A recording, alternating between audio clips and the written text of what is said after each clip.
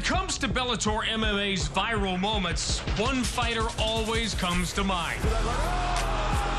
That is the hardest knee I have ever seen. He just makes good fighters look bad. I'm the one and only MVP. It doesn't matter who steps in the cage. But the last time MVP faced Douglas Lima in the Bellator cage, he got lit up.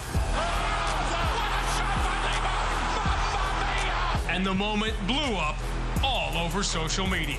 That was definitely a night that went viral. That thing blew up. The knockout was pretty massive itself. People started just recognizing me a lot more after that knockout. Tonight, in his hometown of London, England, MVP looks to avenge the only loss on his record. Talk about a colossal counter strike. And turn the tables on former three-time welterweight world champion Douglas Lima. I set the pace, I land the shots, he ends up on the floor. Will Michael Venom Page strike viral gold once again? Or will Douglas Lima strike back with a repeat victory over the Englishman? Say what you want to say to pump yourself up, but this is the one that's going to get finished, one more time.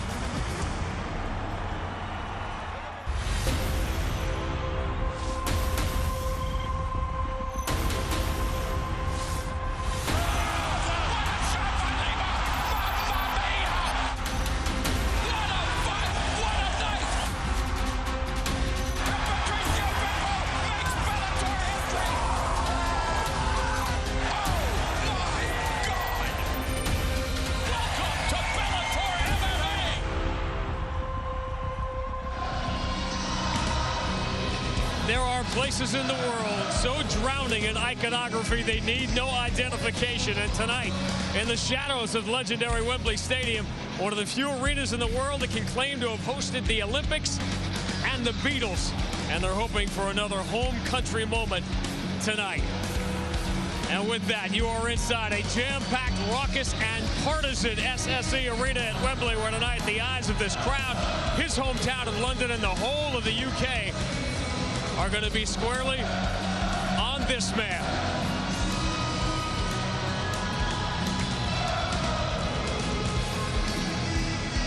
Michael Venom Page, who returns to his hometown of London tonight for a monster fight. One of the biggest nights in Bellator history, certainly the biggest main event.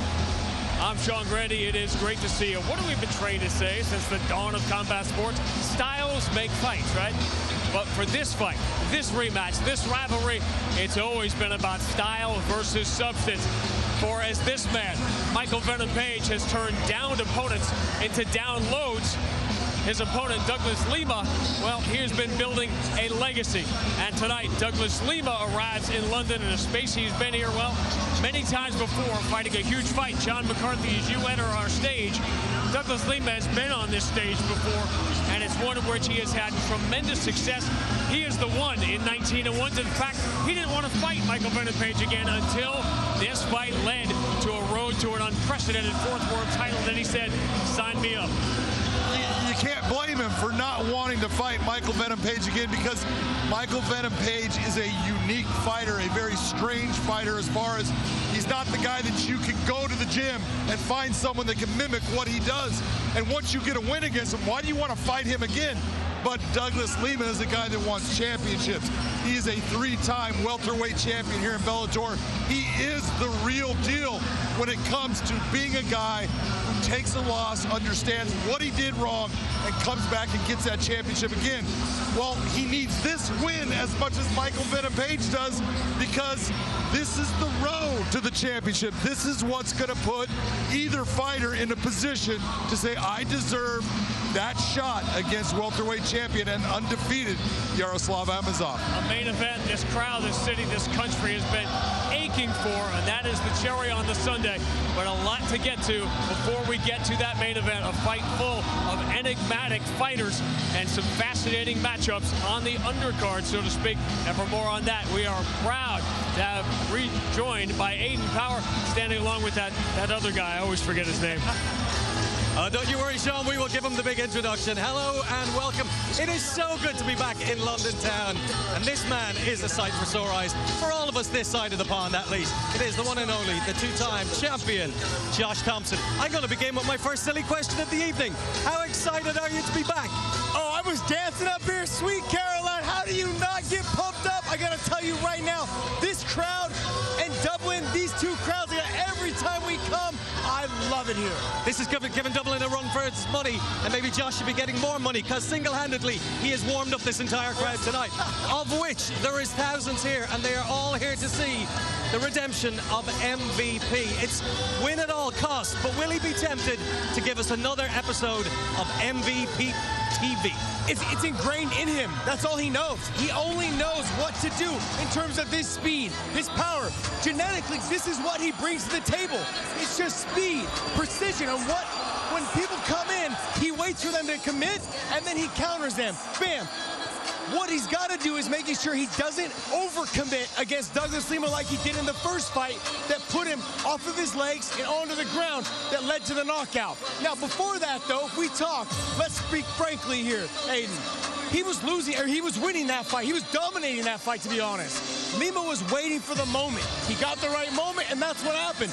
But with MVP, I really believe if he fights a cautious fight, but a spectacular fight like he always does, it's his to lose. All right, when you say let's talk frankly, you kind of scare me, Josh. Yes. All right, let's talk about the former champion, Douglas Lima. Three-time champion, despite dropping decisions in his last two fights. Given the fact he's the only man to defeat Michael Venom Page, surely he'll have great confidence coming into enemy territory tonight. Well, Big John said it earlier. He's somebody that every time he loses, he finds a way to come back and win. Okay, and he's someone who has devastating kicks, devastating punching power. He puts combinations together, and everything is finished with a kick. And when he does that, when he fought Korshkov, he had actually got hurt a little bit right before that moment where he hit him with that beautiful leg hook with his back against the fence. The same type of thing happened with MVP. He got hurt a little bit, got rocked, was on stilts.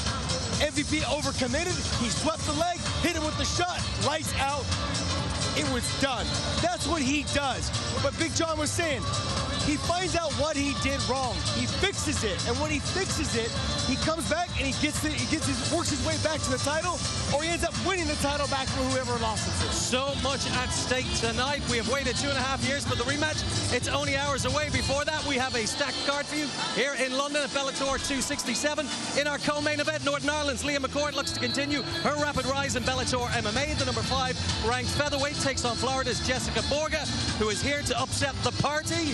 Before that, it's Scotland versus England, as two high-level veterans in Robert Whiteford and Andrew Fisher meet at 145 pounds. The man beside me says there's many good reasons why you should pay close attention to that one. Plus, we have an all-English affair with the big boys at 205 as rising star Luke the Gent Trainer collides with the Black Mamba Yannick Bahadi. Trust me, that is going to be anything but civilized once the cage door is closed. Alrighty. It is rocking here inside the SSC Arena, Wembley. It is time to kick off Bellator 267, and we begin with fireworks in the lightweight division. Sean. Yeah, it's no question, and there are fights that feature the beauty, precision, and discipline of combat, the things it takes years to perfect, precise angles, immaculate body position. This will not be one of those fights, John, but it is the perfect way to start here in London. And now, ready to make his way to the cage, Tim Wilde.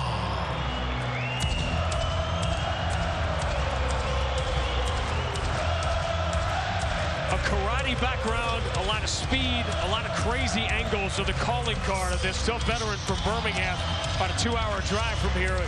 Like a few we'll see tonight, and this is sort of an interesting element of this return here to London tonight. We're going to see a lot of fighters, John, who have been off for a year, who've been off for 2 years, who've been off for 3 years. And listen, every fighter's different coming off a long layoff.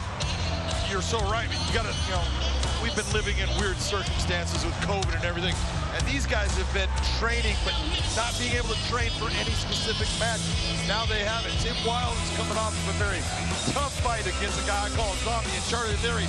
But the guy he's facing tonight, one of the most athletic men he will ever step in the cage against.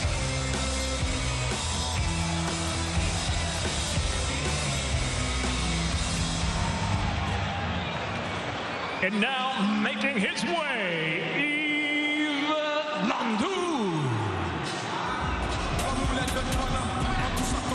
When he was a teenager growing up in France, he was a break dancer. That's where his nickname comes from. It's his background. Now, John, last time we saw him in the Bellator cage, he was breaking all right. He nearly broke Terry Brazier's jaw. Oh, he absolutely exploded with a flying knee that just starched a tough guy, and Terry Brazier put him out.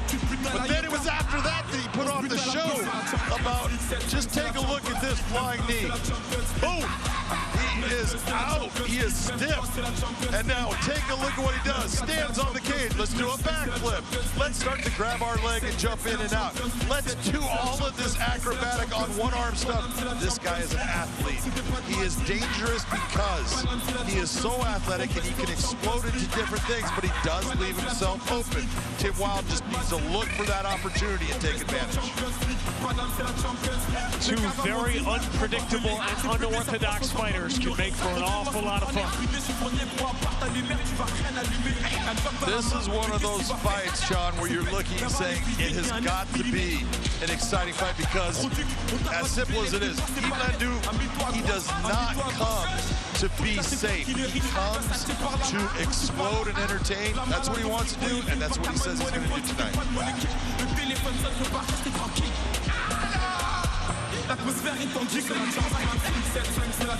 Let's check out the tail of the tape as we begin at 155. Tail of the tape for this 155-pound lightweight matchup. 5'8" against the very long 5'11" Tim Wilde. Tim Wilde needs to use that length and be smart about when he comes inside and keeping Landu out at range. A night that ends with one of the most anticipated fights in Bellator history begins, as always, with Michael C. Williams. Ladies and gentlemen, good evening and welcome. Tonight, live on Showtime, Bellator MMA returns to London, England from the SSE Arena, Wembley. Bellator 267 starts now with 3 5-minute rounds in the lightweight division. Introducing the blue corner first, at 5'11", weighing in 155.6 pounds. His professional record, 13 wins, 4 losses, from Birmingham, England, presenting Tim Wilde. And across the cage, his adversary, fighting out of the red corner, at 5'8", weighing in 154.4 pounds as a professional.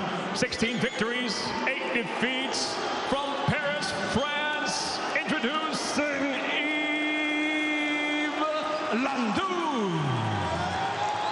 And when the bell rings, the referee in charge, Mike Beltran. It almost feels like there was a little partisan vibe from the crowd. Did you catch that? It was subtle.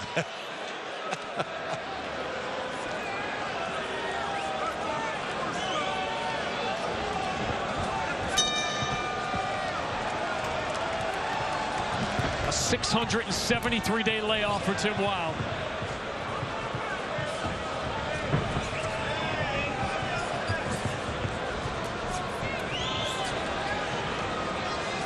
Tim Wilde landing that kick. He already sees that Landu has switched stance on him. That tells him, oh, I stung you with that, so he's going to go back to it.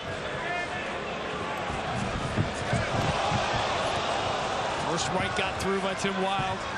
Taking the center of the cage right at the start.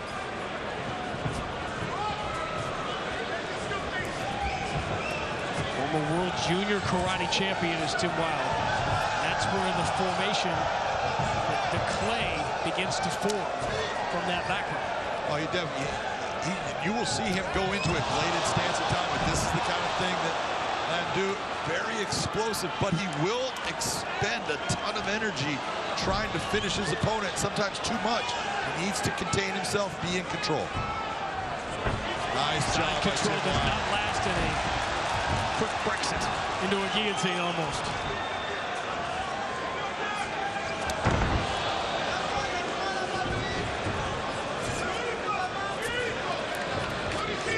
Tim Wilde doing a very nice job of composing himself, using his hands to post off the ground, get himself back to his feet. Needs to dig that underhook. That's what he's doing with his left arm right now. Very nice. Back to the leg kick this time. Landu saw that coming. Caught the kick.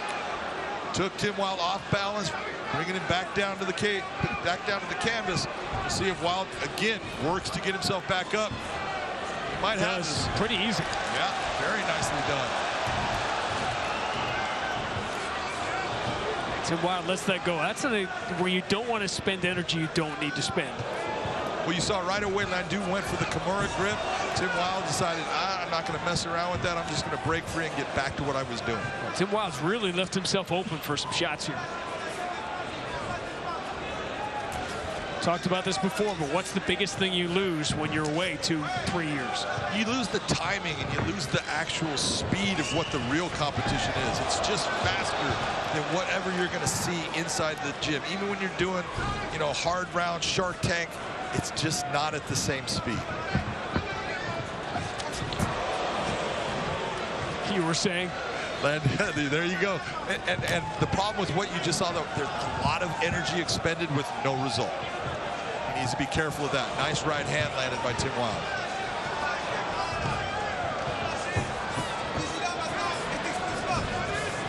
Tim Wilde back to the center. He was almost a point of pride telling us the other day, I am not going to shoot. Even though he's had some success with that in the past. Nice job of sucking the hips up by Eve. And this right here, when you're working hard for this takedown, if you don't get it, it's all that expended energy and you got nothing to show for it, like you're seeing right there.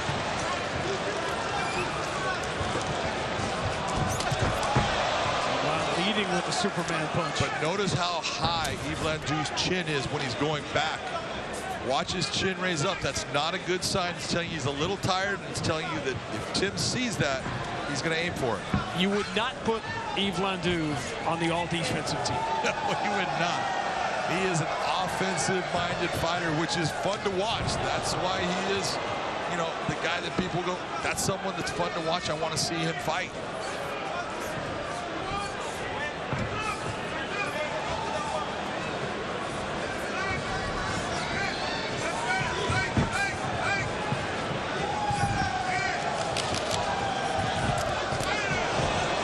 Tim Wilde really trying to set up that right hand. He's trying to time the way that Yves is slipping his head off to his left. So much unnecessary movement. Energy expended, but he's got a lot of energy. But again, every time you see that kick like that and it misses, you have to now contain your body as far as control. It just expends more energy. You see he's starting to reach with those punches. They're getting a little bit off balance.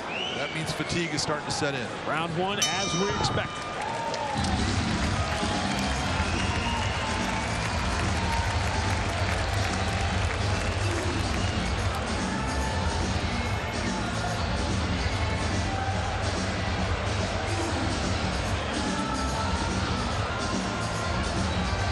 Take a look at this exchange right here. That's a big right hand by Landu.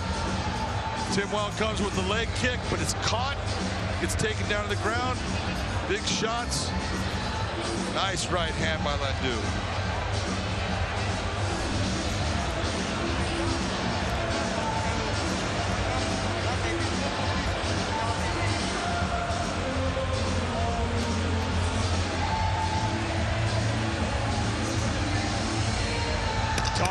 during the prelims about the influx of French fighters and how even in the couple of years since it was legalized there, how you're seeing more and more and more that the appetite for it was always there. That the fighters, the potential fighters were always there, but they needed a home, and now they have one. Absolutely. All right, gentlemen, second round.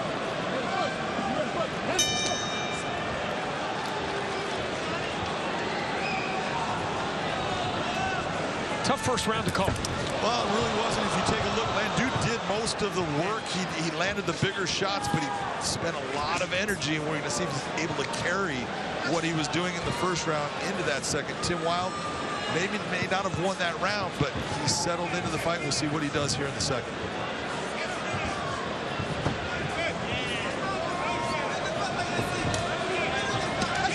Nice shot to the body. That straight right hand to the body was beautifully done by Tim Wilde. And you're seeing right now, Yves is starting to lunge with those shots. He's starting to throw a lot of looping shots. He needs to tighten things up.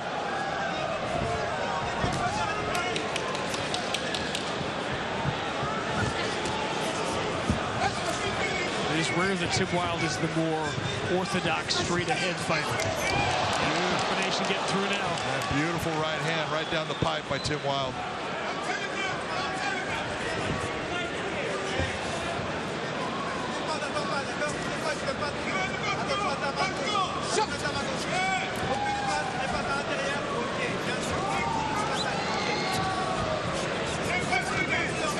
See right there, nice. You know, he knew he was going to try to disengage, throws the knee, gets that good strike in there, and then comes back to doing what he was doing earlier on.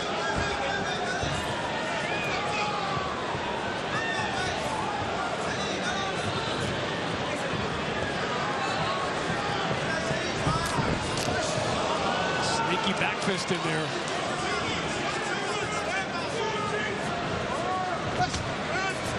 Seeing a definite change in the output from Yves Landu at this point.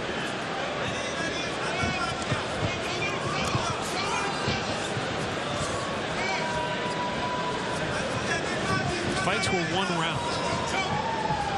He beat the guy. There's always been fighters like that. Michael Chandler was always like, his first rounds were absurd. Crazy. You look at all the output, all the explosiveness they use, but then everybody's built different. Sometimes you get sprinters, sometimes you get marathon runners. Everybody knows exactly what's their area that they need to fight at. And Landu should know, I can't go crazy in this. I need to be under control. And of all of the conversation about the main event tonight, that's something I think that has not been discussed enough. The fact that Douglas Lima has fought so many 5-round fights, and these slow starts can't happen in a 3-round fight. Yeah, absolutely. You can give away that first round in a 5-round, but in a 3-round fight, you're giving away 1/3 of that fight. That is something you have to really look at and say, I do not allow that to happen.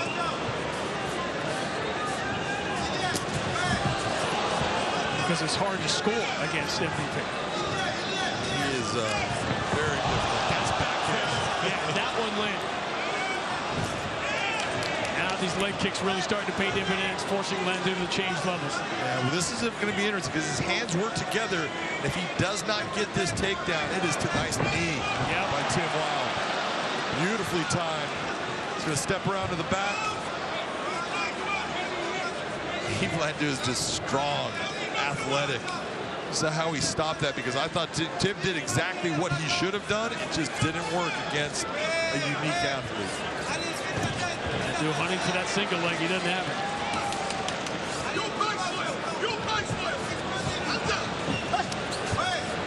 This is a great example, John, of what you were saying. Wilde may not have won the first round, but the things he did in that first round paid dividends here in the second. They set him up for what he's doing right now. Right now, at this point, he's in control of this match. He's controlling the range. He's controlling when the engagements occur. He sees everything as far as all the speed from Yves is now gone, as far as it's not that, wow, that was fast. Now it's just average. Landu is off the Autobahn now. He's on one of those side roads.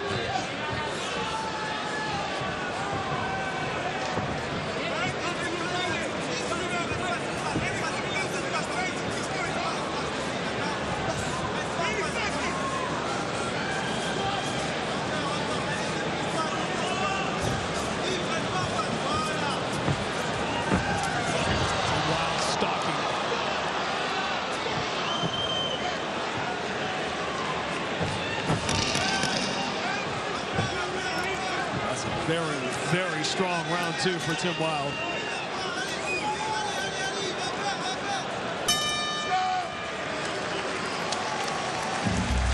Tortoise in the hair. And it's rare that that guy is the tortoise.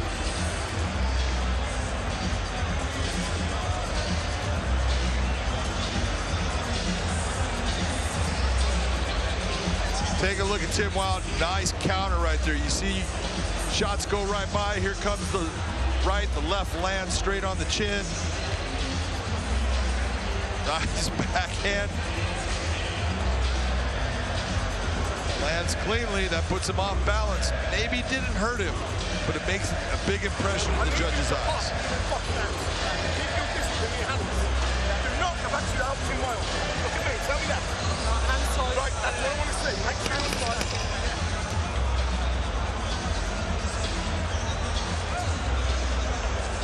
This crowd has been jammed in here for a couple of hours already.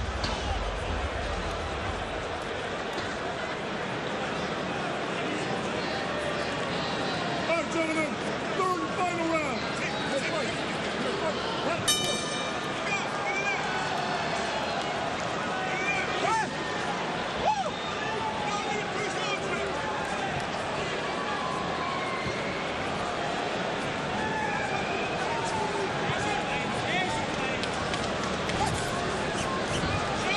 You slow Yves Landu down a little bit, it changes everything.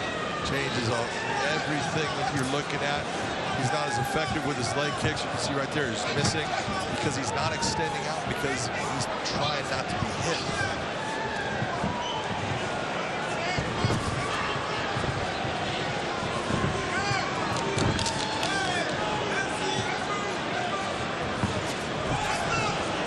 These aren't close. You can see them coming.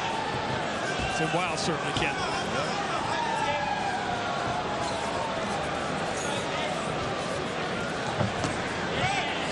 Tim Wilde needs to really go back to that shot. He's got to use the jab and hit that right hand to the body as often as he can.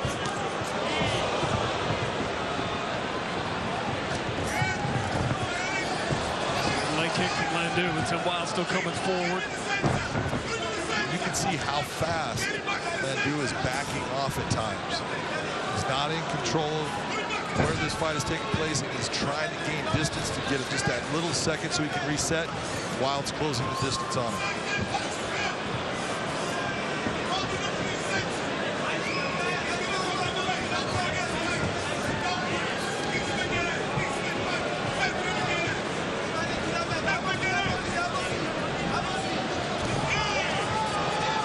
Should be going right back to that jab as often as possible.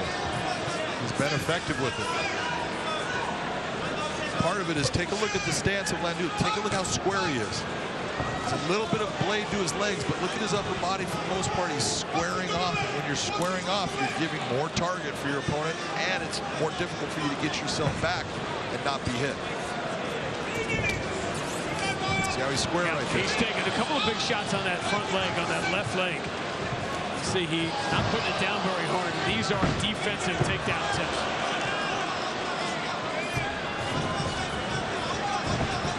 Get out from the storm. Tim tried to lip leg his way out of that. He got caught with it, but a good job of just regrouping, getting himself back up to his feet, getting out.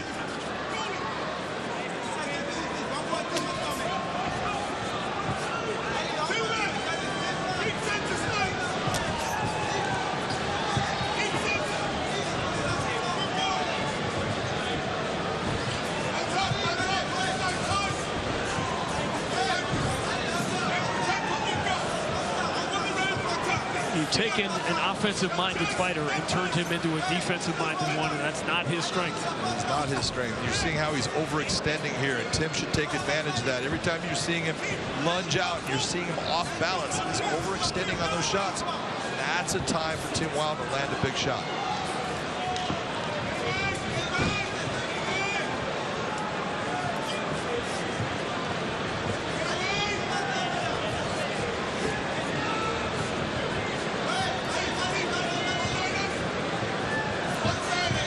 Almost looks like he was thinking about throwing that flying knee, jumping up and trying to attack with the flying knee.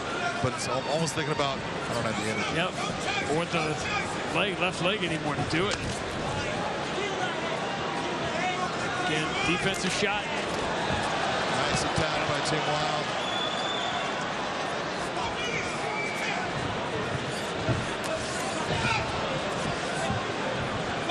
Now look at how little offensive output that was.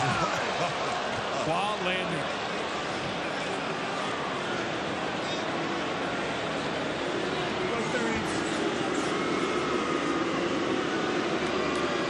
That one landed just square in the middle of where it wasn't supposed to.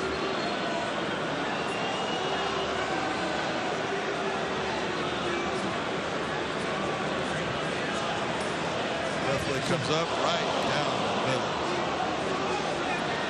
It's supposed to be Tim Wilde falling down off of that one. I'm ready to go. You can read his lips. Well, one thing he knows right now, he knows that Yves Landu is tired and he doesn't want to give him too much of a break and put him back to being a dangerous offensive fighter.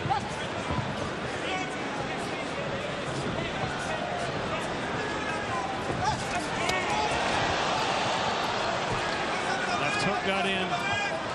Landu's left leg is not nearly as useful as it was at the start of the fight. Again, all of these defensive in nature. So Wilde has escaped them all.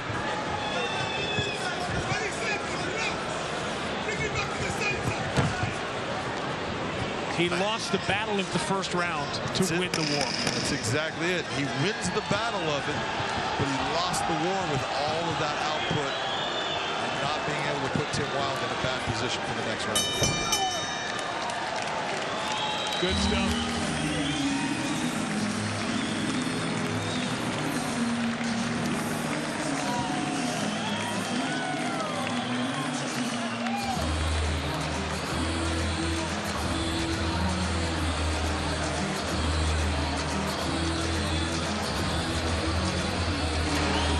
Damage inflicted by Tim Wilde, you can see on the face of Yves Landu.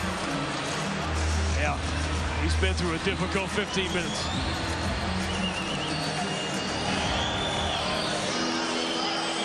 Former Armageddon lightweight champion, World Junior Karate champion, trying to get on the list at 155.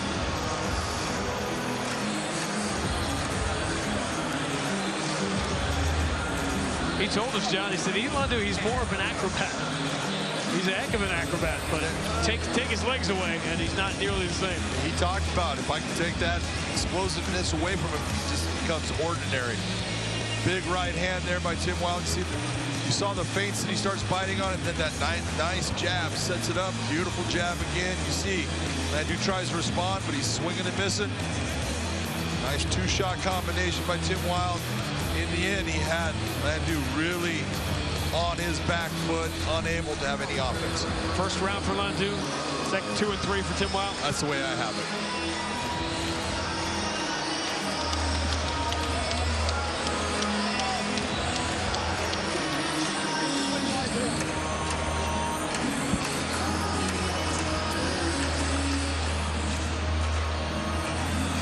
So much adrenaline for so many of these local fighters trying to put on a show, not just for Bellator, but in front of the home fans. He said, think about 673 days. That is a long time to be away from your job. And it took Tim Wilde a minute to get going, but once he did, it was his fight. Michael C. Williams will make it official. Ladies and gentlemen, having gone the distance, we'll go now to your 3 judges at cage side. All 3, Ben Cartledge, Mike Murtha, Doug Crosby, all seeing exactly the same, 29-28 for the winner by unanimous decision, Tim Wilde.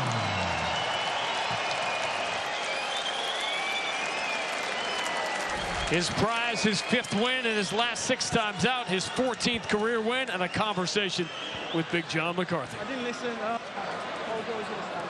Ladies and gentlemen, I am your winner, Tim Wilde. Tim, that was a really different In the beginning, you were showing a lot of patience, but he was explosive and trying to land a lot of things, trying to take you down. You were working your way out of all of it. How did you feel after the first round of that fight? Do you know what? I think I needed a more of a... I don't know what's happened there.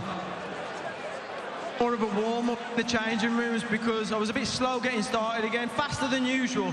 But it's been 2 years, John, do you know what I mean? I've been through a hell of a lot, man. COVID, surgery on multi-ligaments, tears. So, you know what? It just feels so good to be back. Come on, London! Woo! After the first round, you really started to address the body. You went to the body. You were taking his legs away. Did you feel him wearing down? Yeah, I know I hit hard, but it's just landing it, ain't it? And with an awkward guy like that, it's difficult. He's very herky-jerky. He's very explosive, so you have to be fully switched on at all times. But do you know what? I'm just glad to get 3 rounds out. As I said, it's been 2 years. Get me back in there ASAP. I'm feeling good. Lightweights, you're on notice, man. I'm coming for all of you. Well, let's hear it because that is your 2nd win in a row in lightweights here, but there has been that gap. So after this win, who would you like to in this cage against? I see me and Charlie Leary. We had our last fight 2 years ago. That was the unofficial fight for #1 in UK, in my opinion.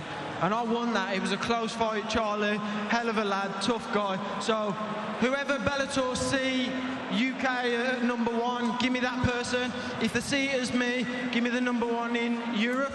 I just want to work my way up and become world champion. That's my dream, and I'm going to keep working hard at it every day. Sounds good to me. That was a great performance. Congratulations on a win, ladies and gentlemen. Tim Wilde.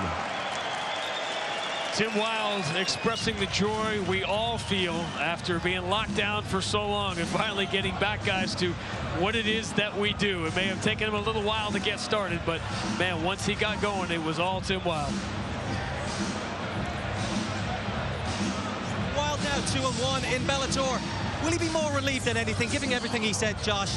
Pandemic, COVID, long injury, just getting a win back in the books.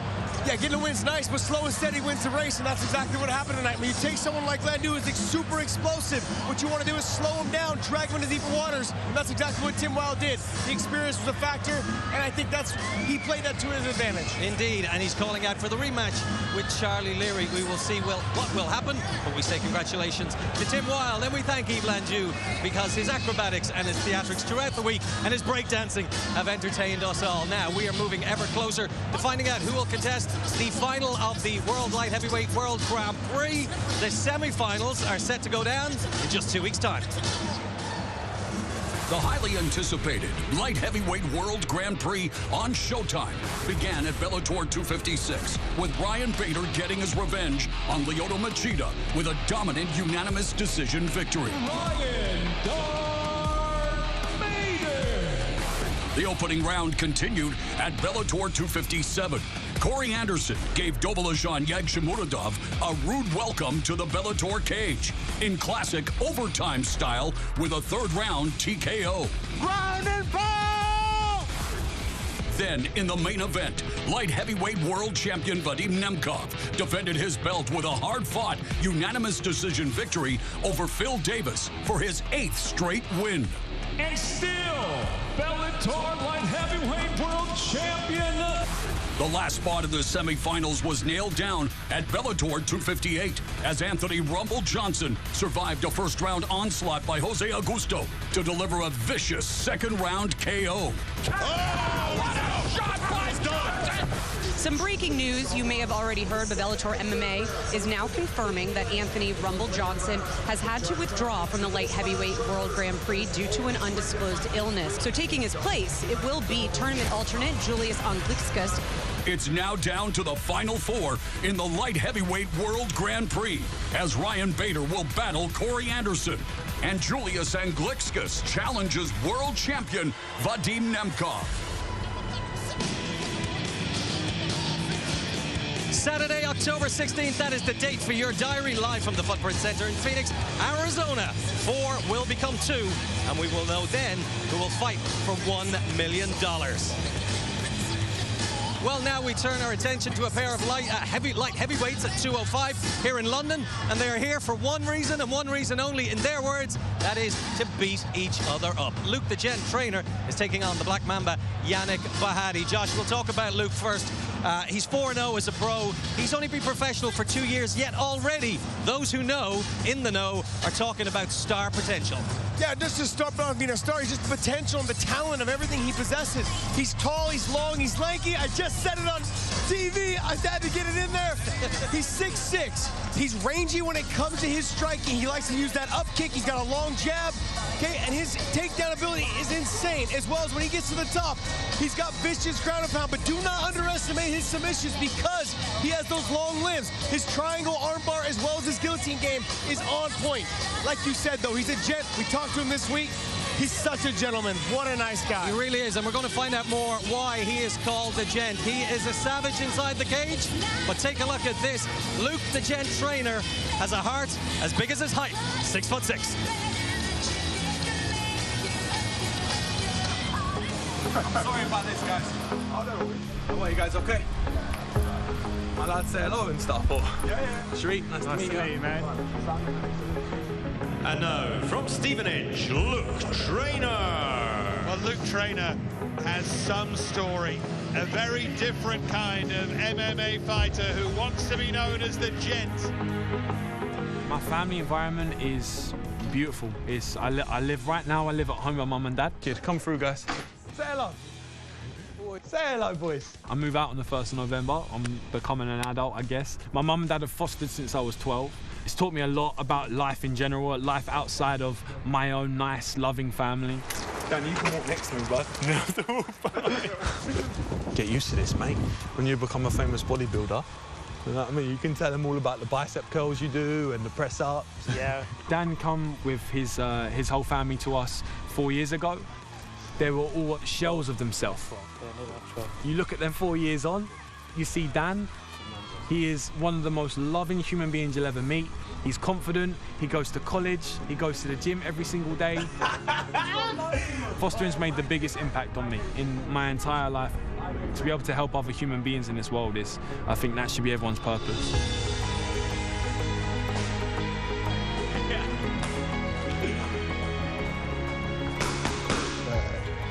Q. 232. If you don't mind me saying, Danny, but sure. Like when Dan first come to us, and Chanel and Yasmin and their older brother, you know, they were quiet. They come in. They weren't too sure about us, obviously, because it's you know, you can't imagine unless you go through it. But when he first come to the house, he wouldn't look you in the eyes, and now every person who comes into their house, he greets with a massive hug, and he's the most lovable kid you can meet. So it's yeah. He's all nervous because of the cameras, bless him.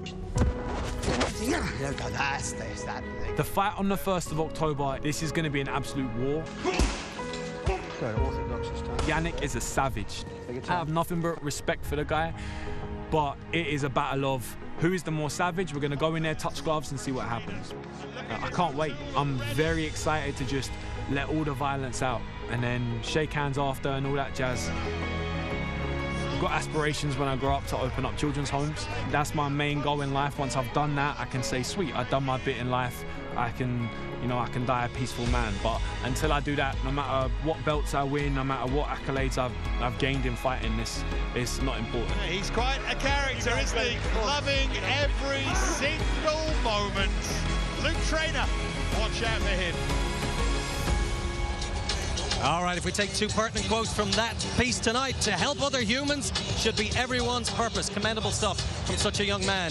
The other quote, my opponent tonight is a savage. Let's talk about Yannick Bahadi. This will be trainer's most formidable opponent. Now, he is coming off that loss to Melvin Manhoff, a fight he took on short notice, a fight perhaps he shouldn't have took. But just how good, Josh, is his wrestling and his grappling? Look, losing to a legend like Melvin Manhoff, there's no shame in that, and understanding what you did wrong and a lot of things that were going on personally. But when it came down to the things that he offers the aggressiveness, he offers the double legs, the takedowns, the strength, the size.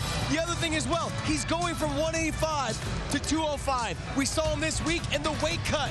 was not a factor. He was happy. He felt good about it all. And when he finally got into the weight room or onto the scale, he said, I felt wonderful. Now, going into this fight here, I think all he's got to do is close that distance, get inside that front kick and those long jabs, and get to the double legs with a lift and a slam. And if he's on top, he should have success. Well, let's see how it plays out. We are about to witness an almighty collision in the light heavyweight division.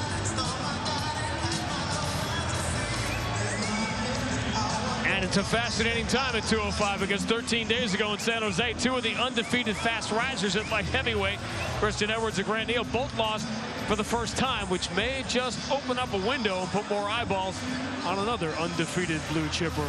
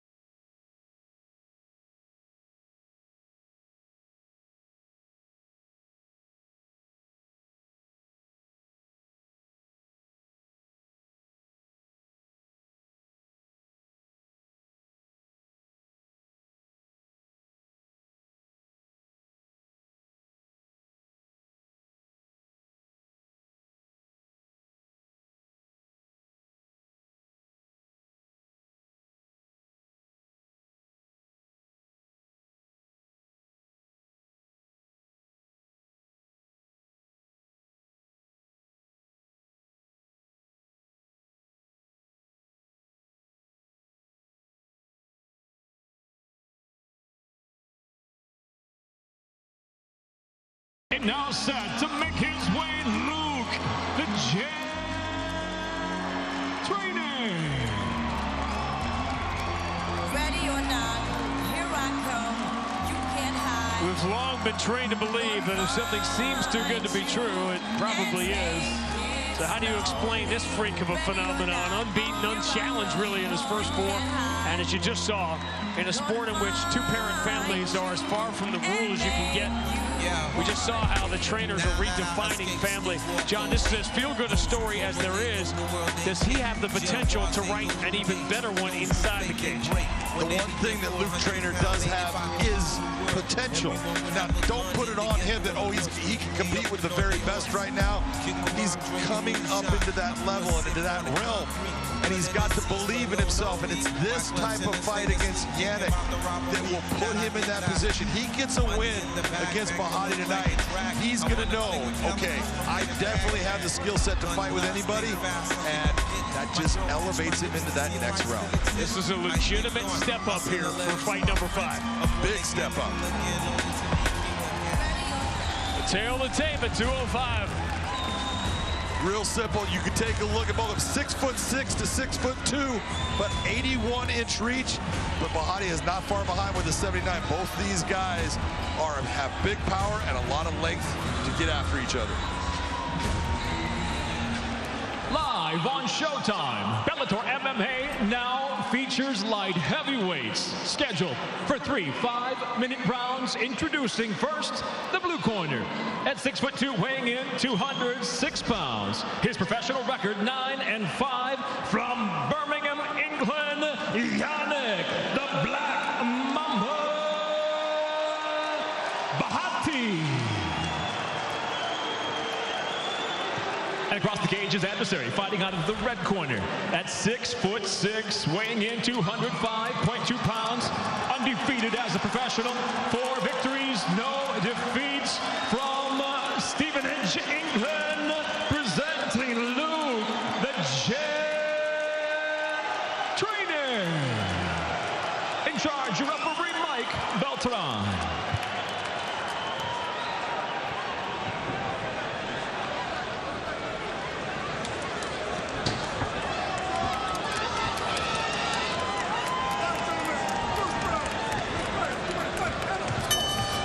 They're I don't ready. think anyone was waiting. Get out of the way, referee.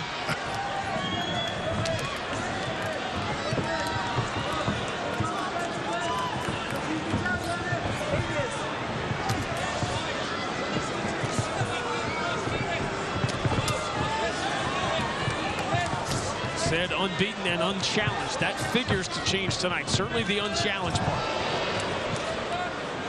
Trying to come with a nice spin attack. He didn't follow through with it. Might have landed if he did. But the one thing I think you're going to see, Luke Trainer does have fast hands. He's not real fast in the foot department, but his hands are fast. And when he decides to reach out with a combination, it is quick. You were talking about Bahati and the weight cut. Do you see that becoming a trend with guys now saying, you know what? I'm better off. Your whole life, you're trained to believe it's better to fight at a lower weight and kill yourself to do it. But more and more guys, it seems, are going, you know what? I'm better at 155 than 145. I'm better at 205 than 185. Well, you know, and you look at Bahati and you go, okay, do you think he's not strong? Yeah, you go, I'll be the bigger, stronger guy. You're a big, strong guy at 205, too. Don't worry about it. If you don't have energy, MMA is one of the only sports where we deplete our athletes of food and water to get to the fight. That's crazy. Back to the main event where Douglas Lima has always had a brutal weight cut. A guy who walks around at 205. Absolutely. And has always gotten down to 170. This right here, Bahati needs to get that underhook on that far side. See that left arm there? He needs to dig that underhook, start to elevate himself, get to his elbow, but he can't do that until he starts to get that underhook, and that overhook is only going to keep him there. Luke Trainer's locked his hands for second.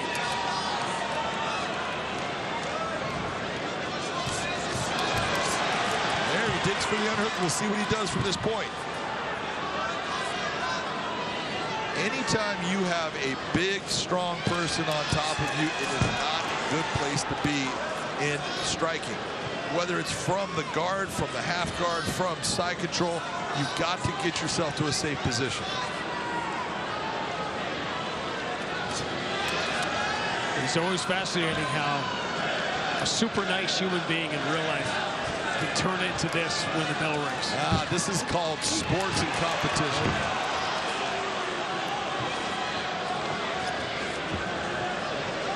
Bahati trying to inch his way to a better position.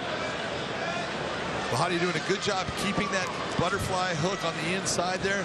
We'll see if he's able to do something to try to get a reversal here, but as you're seeing, his head's getting closer now. Part of that is I think he's trying to work his way towards the cage to get himself back to his feet.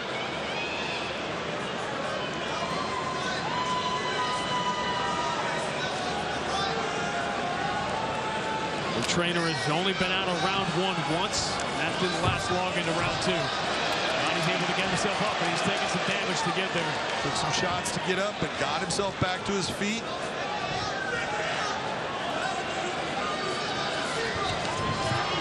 Nice exit.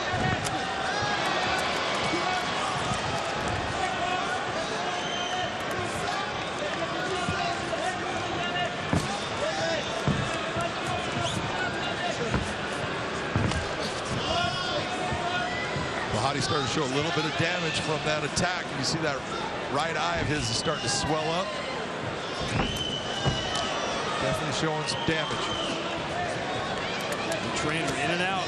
He's getting these shots in, staying safe. Nice clean front kick by Trainer. You see Trainer nice and easy. Notice how he's pawing the hand away to then bring his counter. Smart tactic. He doesn't come across a 25-year-old in his fifth fight. Man, I'll tell you, at 25 years old, he's got so much room to grow in this sport, so much to learn. But right now, he carries himself so well. He's intelligent. Right now, not overextending, not trying to do something that's going to get him in trouble while he slowly and systematically just breaks Yannick down. Speaking of young fighters, you see the picture of Julius Angliskas as Trainer opens up on the cage.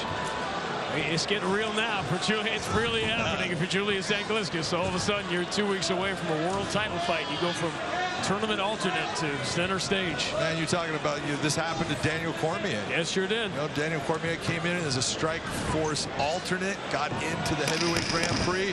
Oh, that one wobbled Bahati late in the run. Bell came in a second time. Bahati in trouble. Only the Bell can save him here at the end of round one.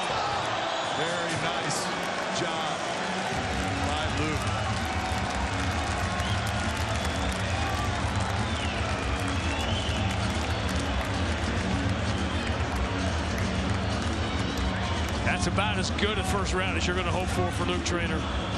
It's starting off pretty good for you. Take a look at what he does here. There's a lot of good things. Catches the kick, gets the takedown, opens up, big shot.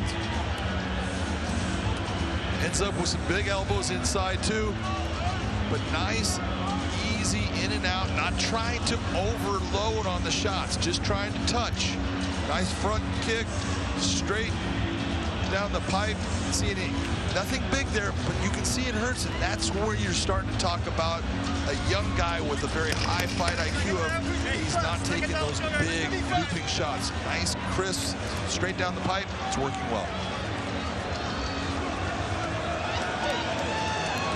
We're about 15 seconds away from that being a 10-8, if not over. It was getting close.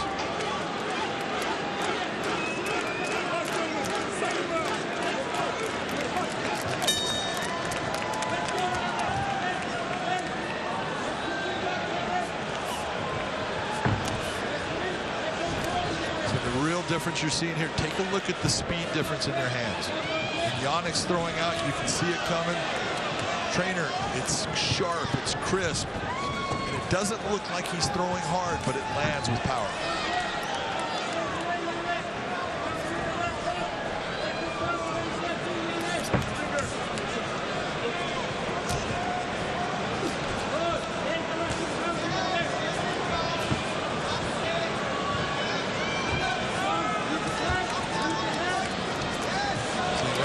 Trainer's starting to switch over into target practice.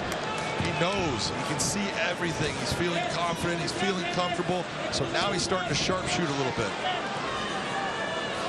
It feels as if the fights are moving very slowly for him, which is what you want, but you rarely see at this age and experience level. See, just as he, right there as he came in. Not the smartest way that he came in, but then comes and exits out. Right there, took a chance. Make a mistake and he ate one for it. Teachable moment. Yep. It's not that he's not making mistakes at times, but you got to like the fact that he's willing to kind of go for it. Open up, see what he can do.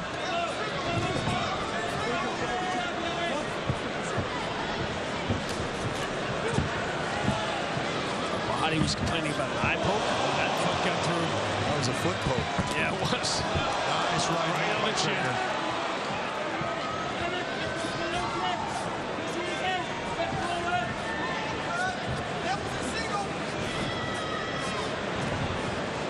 And right there, that little movement you saw, Traynor just giving the idea to Bahati, I'm going to take you down. That makes Bahati have to at least address that and deal with the thought of, okay, I have to defend against the takedown.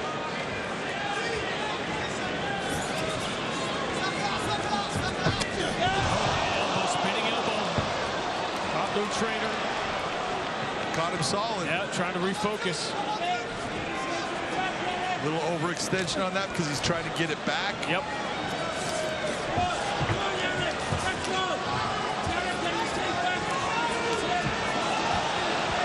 Traynor walking into range.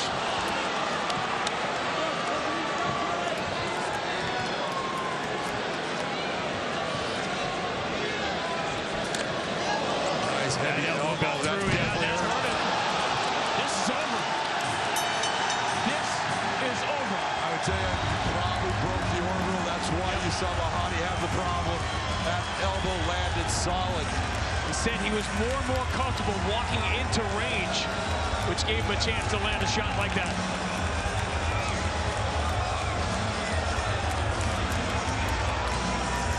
There is nothing we have seen from Luke Traynor that would suggest this is not the real deal. Oh, no, he's definitely the real deal. This guy's got talent. It's just a matter of putting it all together.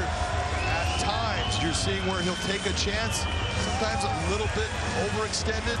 He's just going to sharpen those up a little bit so he doesn't give so much to his opponent. Everything he's doing, he's looking good.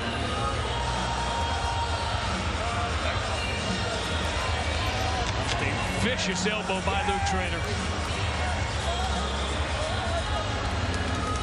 It was not perfect. It was not error-free, but it was awfully impressive.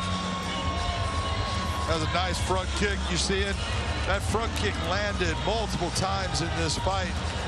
big, heavy left hand. Again, see how that front kick just goes. Here comes, I believe, that elbow inside. Watch as he starts to exit. Watch the elbow.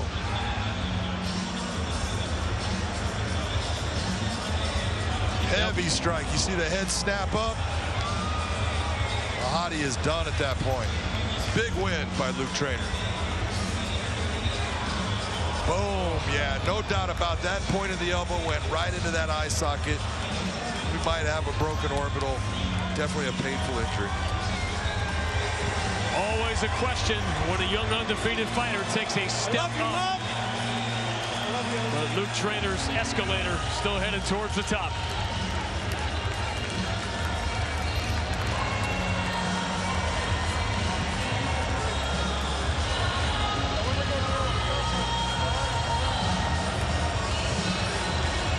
Michael C. Williams will make it official. Ladies and gentlemen, inside the Bellator cage, referee Mike Beltran steps in, waves off the contest due to strikes officially. 2 minutes, 50 seconds into round number 2. The winner by TKO, still undefeated, Luke the Gent Trainer.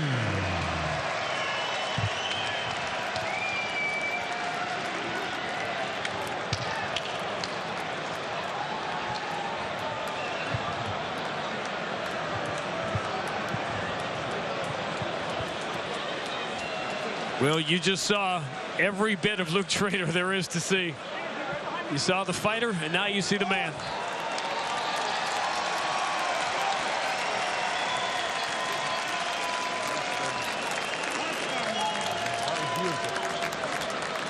Ladies and gentlemen, I am with your winner, Luke, against an experienced guy in Mahadi, a guy very strong, powerful, good on the ground. You came in, dominated this fight from the very beginning. Wembley! Fucking hell, Wembley! Thank you. This is a dream come true. Home soil. I love every single one of you. Mom, LJ, in the crowd, I love you. Orchid, I love you. Granddad, everyone who comes to support me, man. Thank you. What a war, my friend. What about your dad right there? He knows I love him, and you, Mickey Papas. All of my loved ones, thank you. Look, you show experience past your age. At 25, you're so young in this sport. There's so much for you to learn how to do and transition to, but you're doing things so well at this point.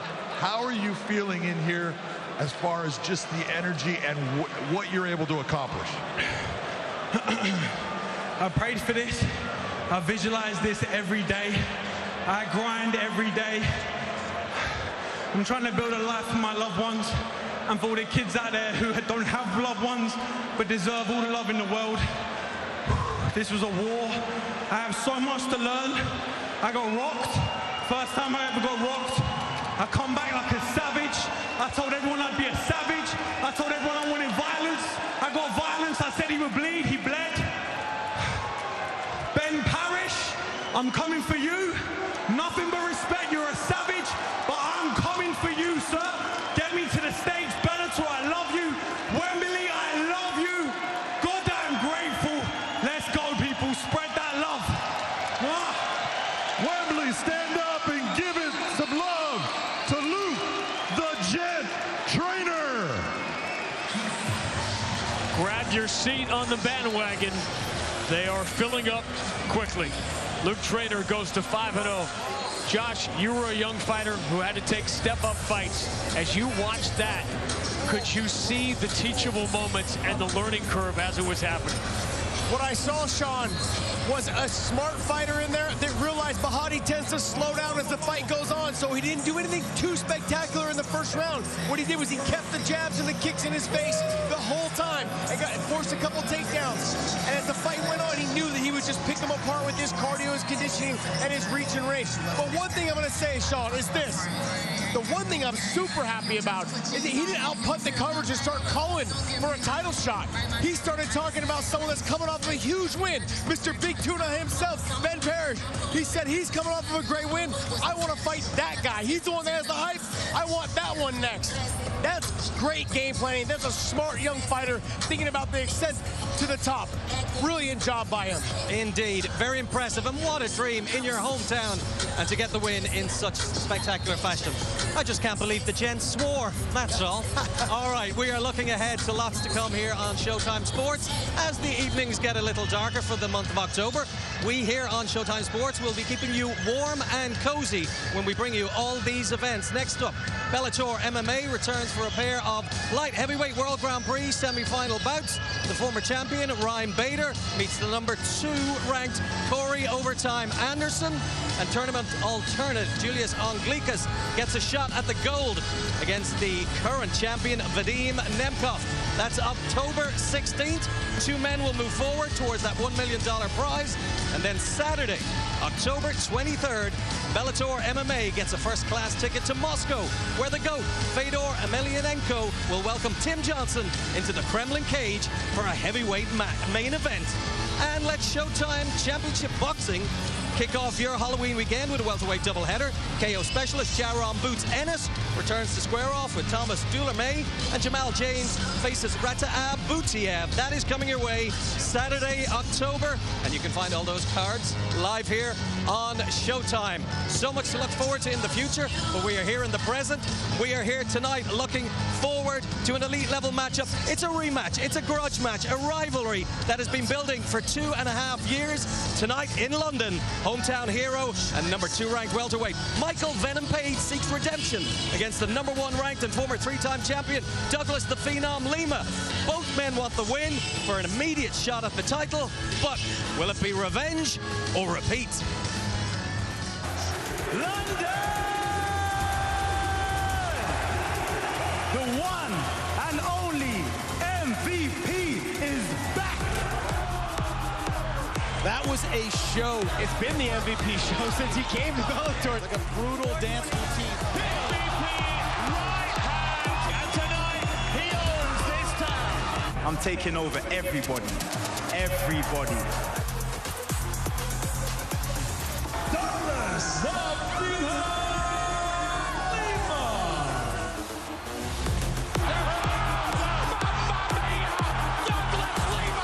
He was out before he touched the ground. Bang! Like a bobblehead, spun him around completely. That kid's a beast. A monster at 170. How good is that? Well, if that doesn't get you going, check your pulse. It's time to check in now with the former champion. Jeanette Kwachi is backstage with Douglas Lima. Douglas, you're getting wrapped up here, ready to go, ahead of what is going to be an amazing night. And just sum up your emotions and your feelings right now. You know, feel good, calm, calm before the storm, you know how it is. Been here before many times, so, just another day in the office. I'm excited to go over there in front of all these fans. Energy feels amazing already, I haven't even stepped in there, so it feels good, feels good. A lot's been said about you coming to London and fighting on MVP's home turf. Does that intimidate you at all? No, not at all. I've done it before. It's not the first time that I've done something like this, and I enjoy it. I enjoy London a lot. Everybody here loves fighting, you know what I mean? So they're excited no matter what. Even if it's against their home guy, there's still going to be some support. So I just love the vibe. The cage is my home. It doesn't matter where it is, like which country we're fighting, the cage is my home. And MVP, he's been talking a lot. He's been saying that he's going to come and do the business tonight, and he wants to finish this for you. And what are your thoughts on his talk before the fight? Say whatever you want. We're about to find out, in a couple of hours. You know what I mean? I got a job to do. I did it before. I'm about to do it again. So, I've done my work, and I'm ready. I can't wait. Okay, well, good luck tonight. Thank you. Thank you. Supremely calm and confident, and why wouldn't he be? The calm before the storm. It is our main event. It's coming your way very soon, but now we are set for an explosive matchup in the featherweight division. Scotland's Robert Whiteford is taking on Sunderland's Andrew Fisher, both of whom, Josh, are unbeaten in 5 years. So there's a lot on the line tonight, and every time Robert Whiteford makes that walk, we know what to expect. He's going to stalk after Fisher with his heavy hands, and he's going to try to probably chase Fisher down a little bit. So Fisher stands in front of him, is going to be in trouble. But with Whiteford, he possesses the power. So he's got to make sure that he doesn't just chase after him, but he does it gingerly, and when he stalks after him like he did with Sam Cecilia, he's going to touch him and touch him. In that fight with Sam Cecilia, he was losing the whole fight. He was getting outpointed, taken down, getting controlled, all of those things.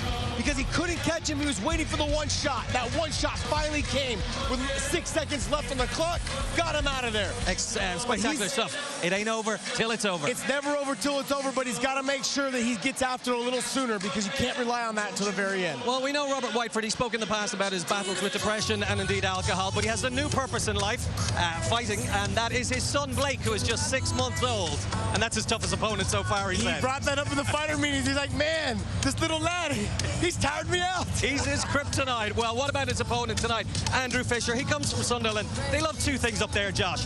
That is football, soccer ball, and indeed fighting, and he is a veteran of doing exactly that. He feels, despite the power of Robert Whiteford, he's got the better overall MMA game, and that he can control the fight and avoid that power. I think he's a little bit more of the technician is what you're trying to say. He's someone who has a stiff jab. He puts his combinations together really well. And we're talking with him this week, he's going to go ahead and try and piece up Whiteford. And when he does, what I mean by that, he's going to work his way in with the jab, then set up the right hand and the left hook. And as he goes to do that, he's going to start to work his way into takedowns as well. He's going to take this fight everywhere he wants to. He's going to go striking, to the wrestling, to the calf kick. But overall, he said, I don't plan on shooting, but it does come naturally for him. We saw that in his highlights. All right, technique versus power. We will see who prevails between these two domestic fighters who have been circling each other for a while on the 145 scene. All right, guys, it's been 2 months now since the A.J. McKee era began atop this featherweight division. The line behind him, it is long, it is credentialed, but the winner of this one will have won 5 straight and be looking for a place in that line. And now, we welcome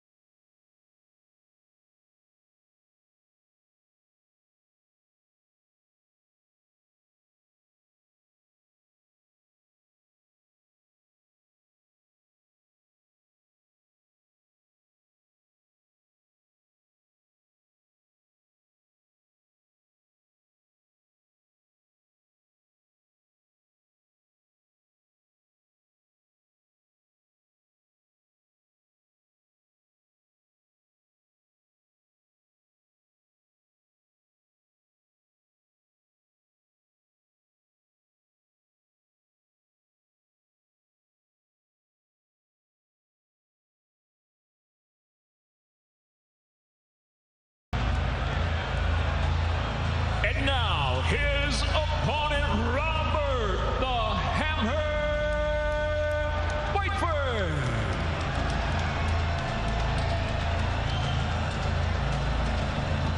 A very familiar face to fight fans. Spend some time with Robert Whiteford to get a real Roy Kent vibe off him. If you haven't yet fallen down the Ted Lasso rabbit hole, that means gruff, old school, no nonsense. But as the guys were saying, funny what happens when you become a dad.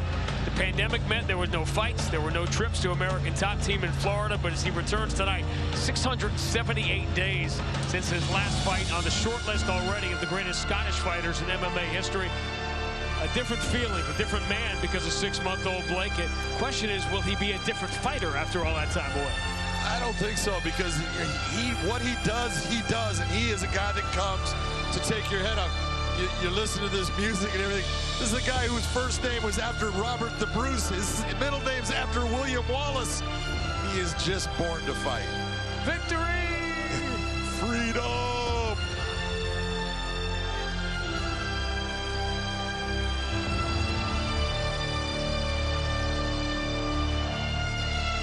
Two fighters very familiar with each other. They have been on the same card together. They have been around each other. They haven't fought each other, but these are two veterans who, it doesn't figure to be a long feeling out process. No, they definitely have a lot of respect for each other. They know each other very well, so this is going to be a very well contested fight, one that I'm really interested in because their similarities are so, they're so tight. Let's check out the tail tape. You see they have both been around for a while. Tail of the tape in this, take a look at the records. They're very close. The age is close. Everything is close. Even that reach, 68.5. And you're going to see that Andrew Fisher uses the reach very well. But Robert Whiteford, he's got the power. To Michael C. Williams. Tonight from London, live on Showtime, Bellator 267 continues now with 3 5-minute rounds in the featherweight division. Introducing first, the blue corner at 5'10", weighing in 145.8 pounds. As a professional, 18 wins, 8 losses, 1 draw, from Sunderland, England, Andrew Fisher. And across the cage, his adversary, fighting out of the red corner at 5'9", weighing in 144.8 pounds. His professional record, 16 victories, 4 defeats, from Wilde, Scotland, presenting Robert the Hammer Whiteford. In charge, referee Jaron Villel.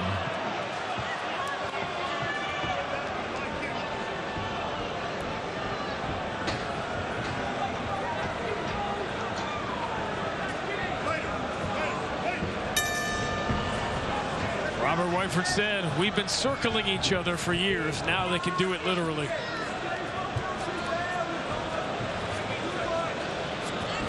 Whiteford, the veteran, the southpaw, as you see.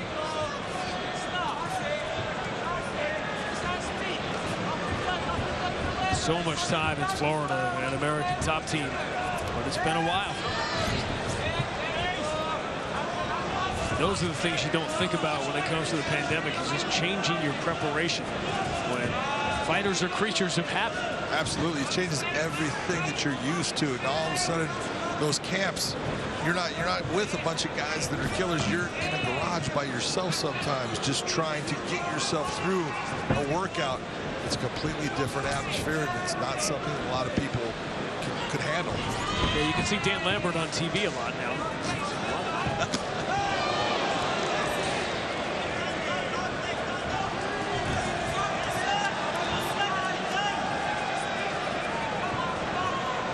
Get the two veterans who've been around each other for so long. There's the old Jerry Seinfeld bit about the two magicians, right? Is this your, I think this is your card. Is this your rabbit?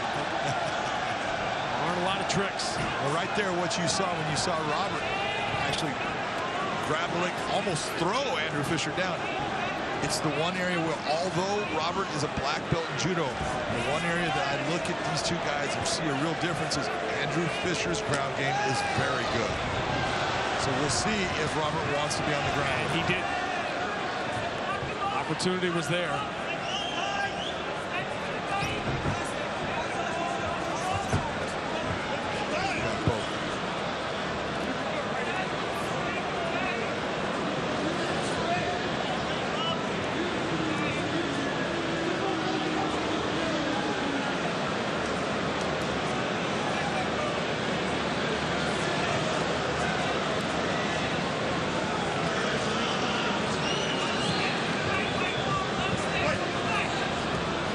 So far, you're seeing a very disciplined game plan by Whiteford. The fact that he has had the ability to go to the ground, be in the top position. He's saying, nope, I'm going to make you stand up with me and absorb my power. Scottish MMA short list. So we're talking about Stevie Ray, Jojo Calderwood. Yeah, Paul Craig right now you're looking at, he's been having real success, and you're talking about a submission, guy that really with his submissions just outstanding. But when you're talking about guys that like to stand and bang, man, Robert Whiteford is definitely right at the head of the list. You can can see, just take a look at what he's doing. And all the nice little feint there. Watch his head position. Watch his eyes and where his eyes are at. And when he steps his head in, little movements in and out, off center, he delivers his blows and just resets for the next set.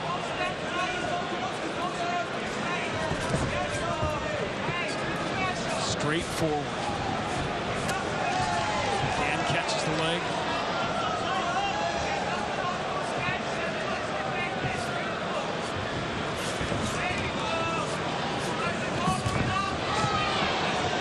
Elbow stunned Whiteford.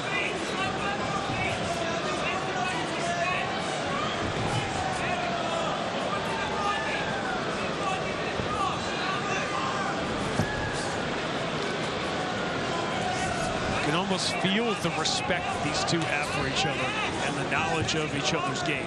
Yeah, one of the things with Andrew Fisher's really got a good jab, but the southpaw stance is keeping him from throwing that out based upon the right-hand placement of Robert Whiteford. So that's limiting what Andrew Fisher is used to accomplishing in the round.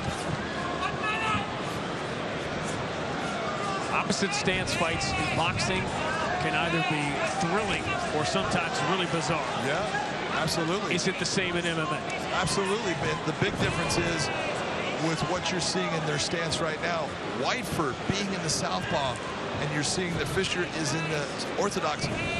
The body kick to Fisher is devastating. It's on the liver side. That could absolutely put you down, where it's not the same for him if he delivers the same type of kick to Whiteford. So there's little differences in everything, but it's a second poke.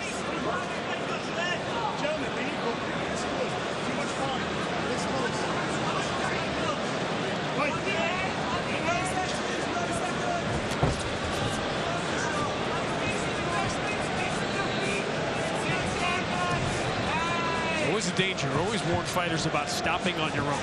The referee is the one who has to call an eye poke.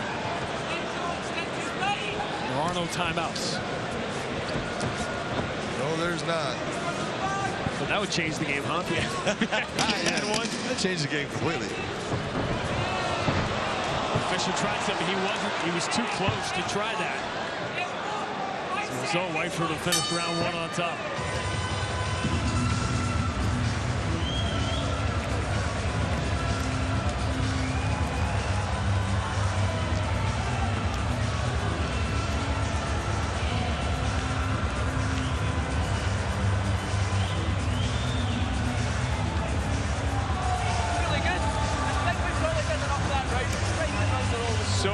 To be back in London, and obviously in a big city on a big fight night. The stars are going to come out.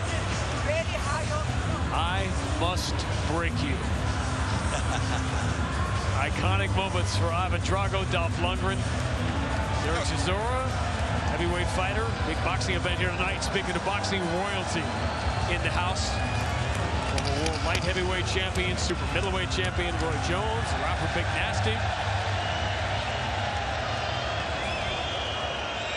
Eric Dyer. And you hear the reaction.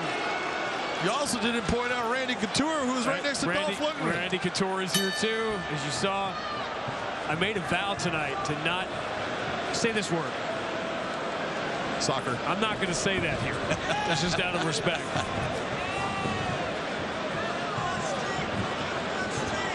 Wembley Stadium, literally across the street.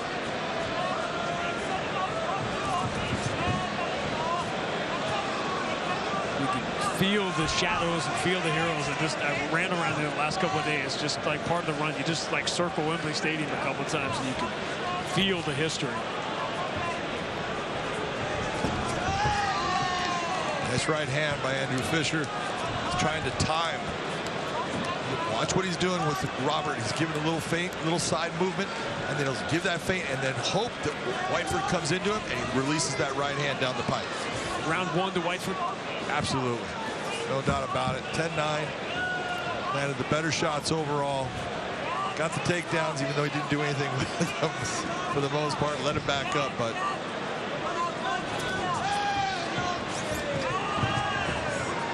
Whiteford really manages distance well. He does. And he understands coming inside and keeping his head in a certain place where he's going to be safe. A lot of fighters worry about being inside in range and being hit. He's looking the whole time. He understands exactly where to put his head. They always said that about William Wallace, his namesake. Controlled distance very well.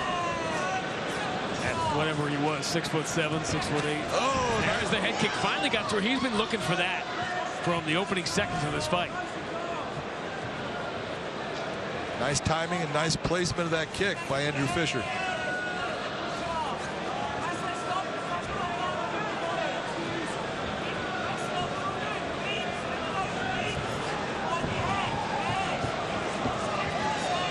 There is something to these fights when the European fighters square off. We've seen so many of them come to the States, face maybe an American wrestler with the highlight, and it becomes no contest once the fight goes to the ground because of the difference there. But you're not going to see that. Two guys coming straight at you. No, especially here in England.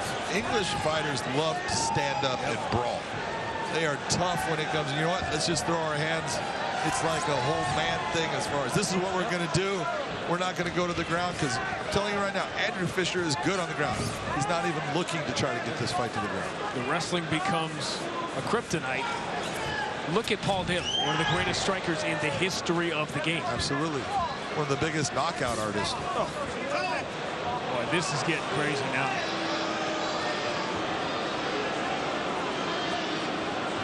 Third eye poke.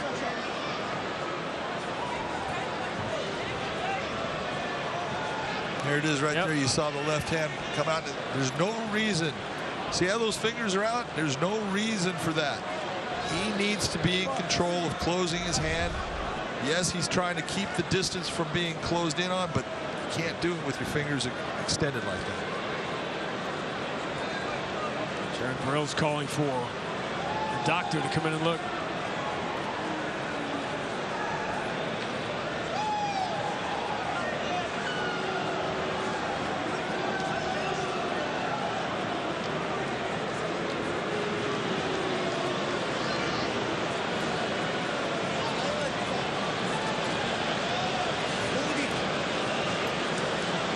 What are the differences, if any, between the low blow rule and the eye poke rule as far as having time and time to spend and getting back to the fight? The big difference right now is with a low blow, the fighter's in control of the time.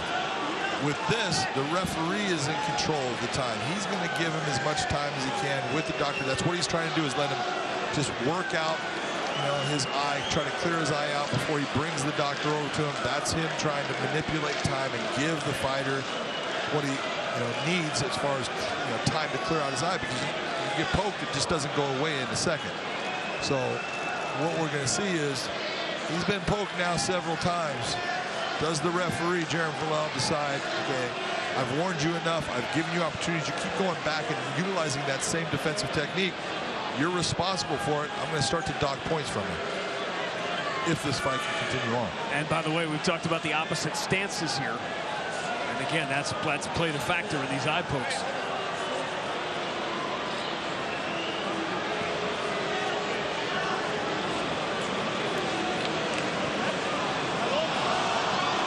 A very unfortunate way to end, but sometimes there's no choice. You can take a look right here. What happens? Watch the left hand of Fisher. It just comes out in a defensive fashion with his fingers extended. See how his hands open, the fingers are extended, and as soon as he sees that move, he just tries to block, but that is his fingers being extended, and that's what goes into the eye of Robert Whiteford. And you got to be honest, if you're Robert Whiteford, you can't see, so it's not an even fight going back in. You're at a deficit.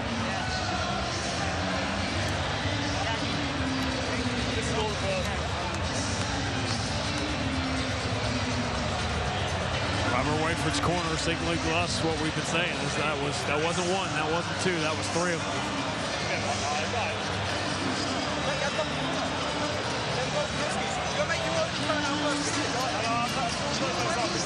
Two fighters with 26 years of pro experience combined finally get a chance to fight each other, and this is how it ends.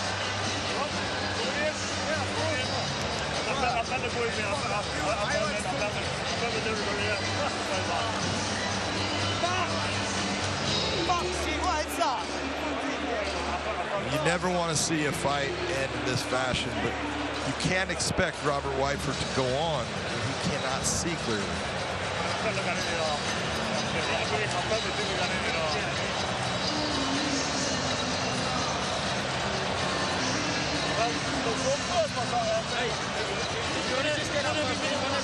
For those who don't understand the rules, what are the options when a fight ends this way? Well, ending it this way at this time, right now, under the unified rules, this fight would have had to have entered the third round for them to go to the judges' scorecards, meaning they had 2 rounds that were already scored. They would have scored the amount of time that they saw of the third round, and they could go to what's called a technical decision. But because this is not entered that third round, this is in the second round, the referee has 2 options here. He's going to either say that it wasn't intentional, and he's going to call it a no contest, or he's going to say, I believe it was an intentional act. I'm disqualifying Andrew Fisher and handing the victory to Robert Whiteford.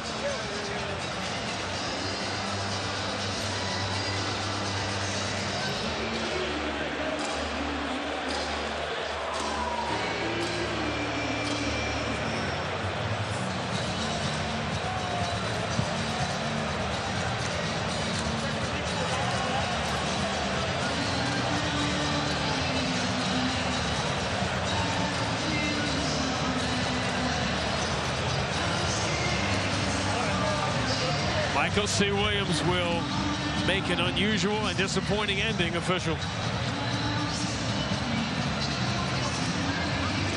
Ladies and gentlemen, upon the advice of the cage-side physician, the unintentional eye poke brings this fight to a conclusion. The official time, 2 minutes, 50 seconds into round number 2. Having not gone long enough in time to score the contest, we have a no contest.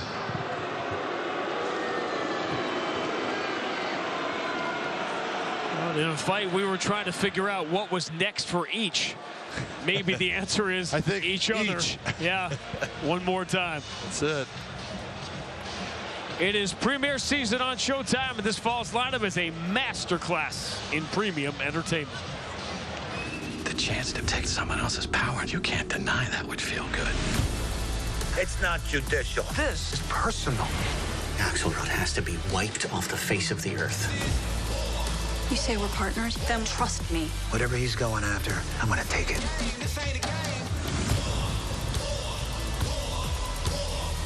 I will bring him to heel. I think I love this.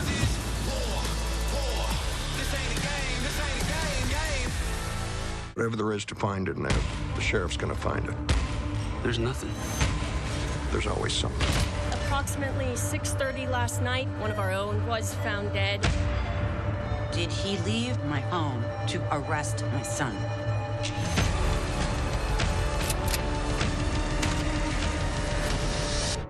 How busy can one be in Buell? You'd be surprised.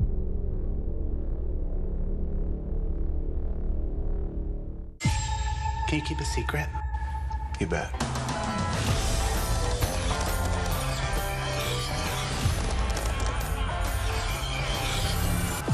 It's been almost 10 years.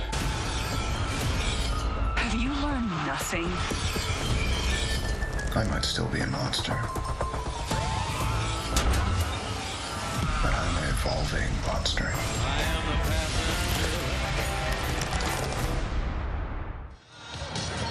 Welcome back inside the Wembley Arena in London. It's been a long time. We are back, and still to come, our 2 co-main events. Before we get set for that, let's take a quick look at where the Bellator cage is headed next. As the weather turns cooler, the MMA action heats up on Showtime. On Saturday, October 16th, live from the Footprint Center in Phoenix, Arizona, the light heavyweight World Grand Prix resumes with 2 semi-final showdowns. Former light heavyweight champion Ryan Bader takes on Corey Overtime Anderson. And in the main event, world champion Vadim Nemkov defends his belt versus the number 5 ranked Julius Anglikskas. And history will be made Saturday, October 23rd, as Bellator MMA makes its debut in Moscow, Russia. Headlined by heavyweight goat Fedor Emelianenko, as the Last Emperor is looking to reign supreme in his home country against double tough American Tim Johnson. Then it's off to the Emerald Isle on Friday, November 5th from the 3 Arena in Dublin, featuring two of Ireland's favorite sons. In the main event, James Gallagher faces Patchy Mix in a bantamweight battle. And in a lightweight rematch, Dubliner Peter Queally faces Patricky Pitbull. It's 3 amazing nights of Bellator MMA action from all over the world, only on Showtime. A triple whammy of Bellator MMA coming your way over the next few weeks. I hope you're ready for Dublin. Right, let's get set for our co-main event. It's the female featherweight. It is the rapid rising star, Leah McCourt, who has worked her way up to number 5 in the division. Tonight she takes on Florida's Jessica Borgen. Leah has done so much so soon in her Bellator career. She's even headlined her own show, and she came through hell in her last fight. Yeah, she dealt with a lot of adversity against Janae Harding. She had to deal with some adversity in some of her previous fights as well. But like we talked about earlier in the prelims, fighters, they wait for that moment. They want to know if they're a fighter. She had questions that were answered during that time with the Janae Harding fight. She realized, look, I can get through this. I can deal with any adversity that comes my way. She was getting picked apart in that fight. She got taken down, and when she got taken down, she was able to get to a nice position with an up kick. But in some of her previous fights, she's had to deal with that type of adversity as well, but able to get the takedowns, able to get to the back, able to get finishes and submissions. When she gets onto the ground, her hip tosses and her throws are some of the best in judo. So when she gets to that top position, she does good work from there. The adversity she's had to deal with in some of these positions with Janae Harding is something that most fighters, they either sink or they swim. She's been able to swim, and she's come out on top. So that, no doubt, emboldens her confidence a huge amount. However, her opponent, who's here tonight, like I say, from Florida, Jessica Borgen, she's here not just to spoil the party, but she really wants to put on a show, and she is looking to get the finish. We talked earlier about the styles. Similar matchup. Where, if anywhere, does the Black Widow have the advantage? So she's got fast hands, good wrestling, and vicious ground and pound, as you're seeing. She also has great transitions from the top position to the submissions. Against Liverock, she made a nice transition from the back to the armbar, through the leg over, and finished nicely.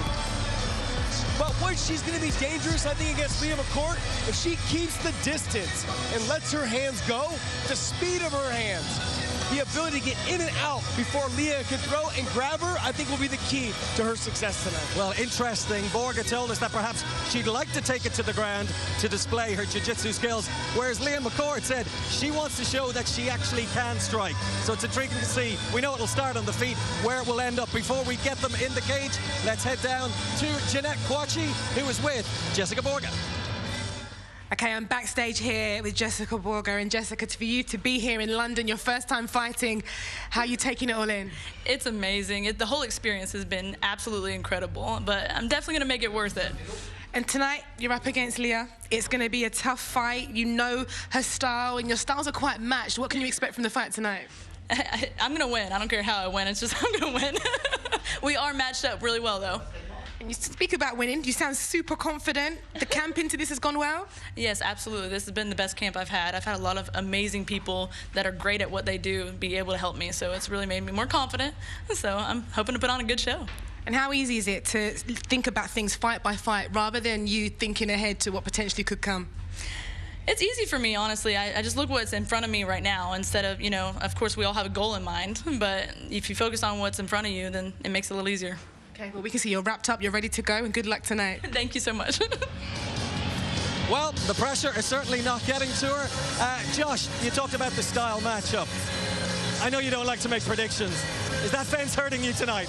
Yeah, no, I'm not going to make a prediction. I think Leah McCourt needs to get this fight to the ground and get on top. I think Jessica Borgen needs to keep the distance, let the fast hands go, use her wrestling if she wants to get on top. So it should be a great fight. It depends on who implements their game plan the best. It's going to come out on top.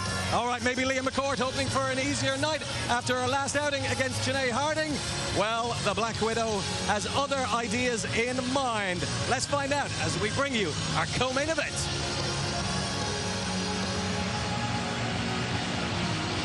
And what's so fascinating is they come from different parts of the world, different backgrounds, but there is so much more that unites these two than divides them until the bell rings.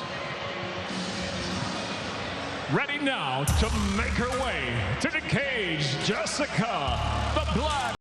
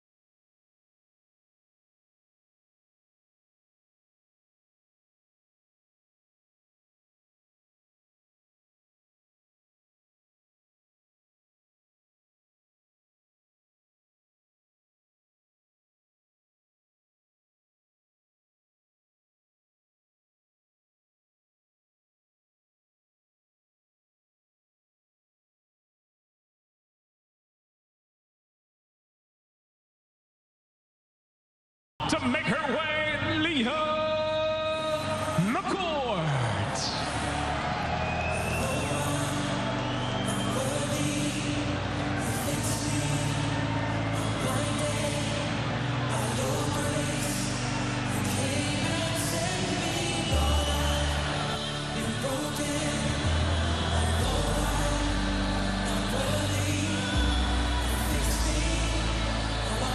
There's one thing all fighters have in common, all elite, anything really, the ability to overcome adversity, to go forward when everything says quit. There's very little in life that prepares you for that, but being a single parent certainly qualifies. Every fighter has a story about a nightmare camp. Liam McCourt last time out, the guys referred to it. Alexander looked like he had a pretty good day after all that. Shoulder surgery, injections in her knee, and oh yeah, battle with COVID left her a shell. But like all single mothers do, she found a way. John, we now know what her floor is, what she can do when faced with outrageous adversity. What's her upside if things are going well?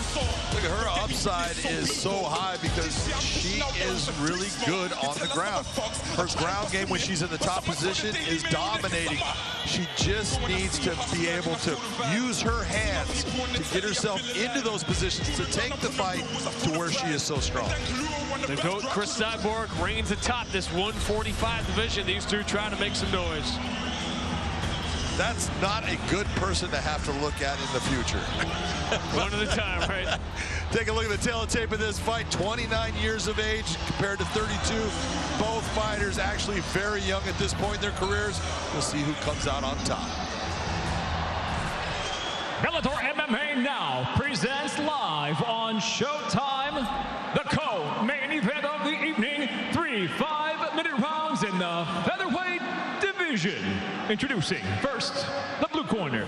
At 5'7", weighing in 145.8 pounds. Her professional record 3-3 from Lakeland, Florida. Jessica, the Black Widow.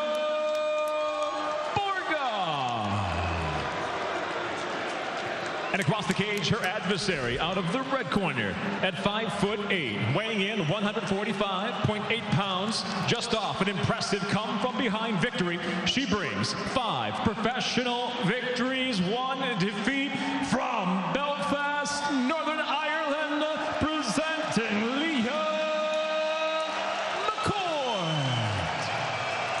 Your referee in charge, Jaron Villel.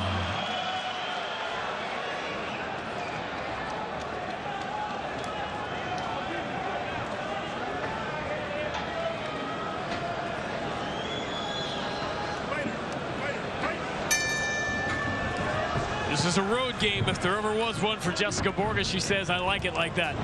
Boo me all you want. Right away into the clinch.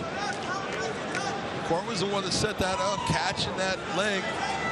Borgen turned it around on her. But it's Leah McCourt who's actually got the better position. That's why she's able to turn her on the fence.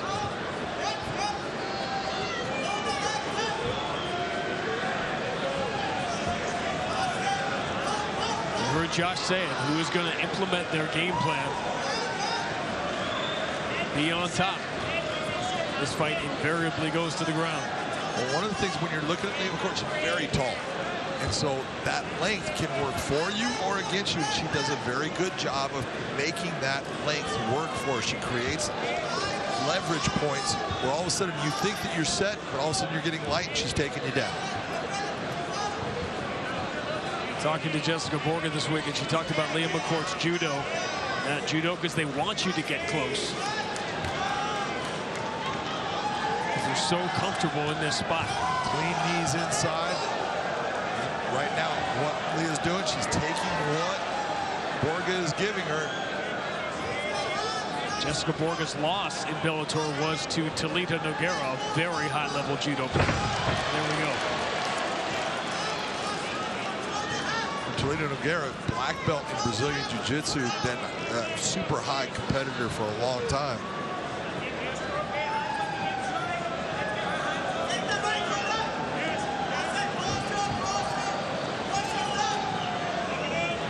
Borgen looking for a Kimura.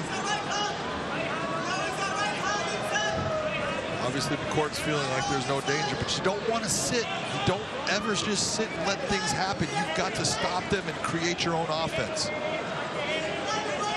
Not going forward to going backwards. Exactly.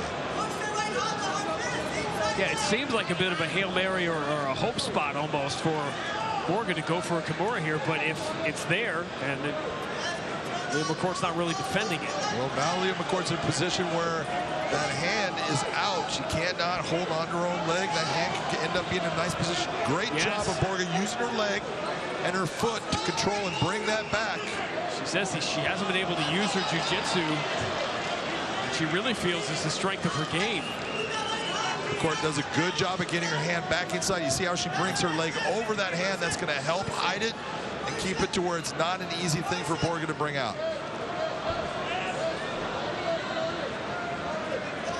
And what you've seen out of this whole thing, all this time on the ground now, there's been zero offense from McCourt because she's got to defend.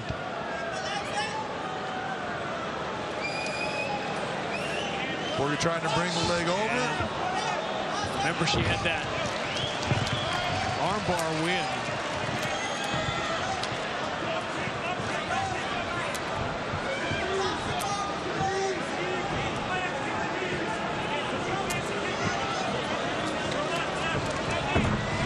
Nice job by Borgen to back her off with the kick. Yep, create the space.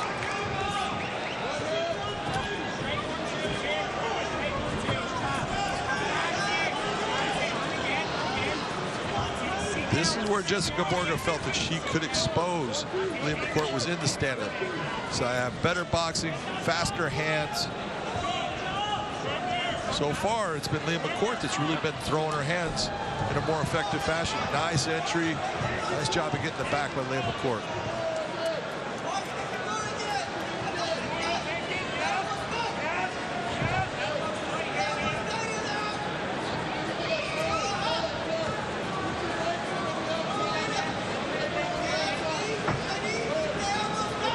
Going back to those knee strikes that she had earlier in the round. You see that Borgen's going back towards that Kimura grip.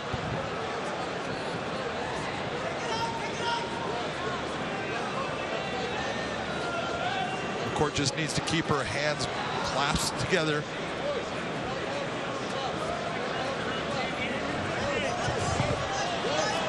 Yeah, she kind of falls right into it.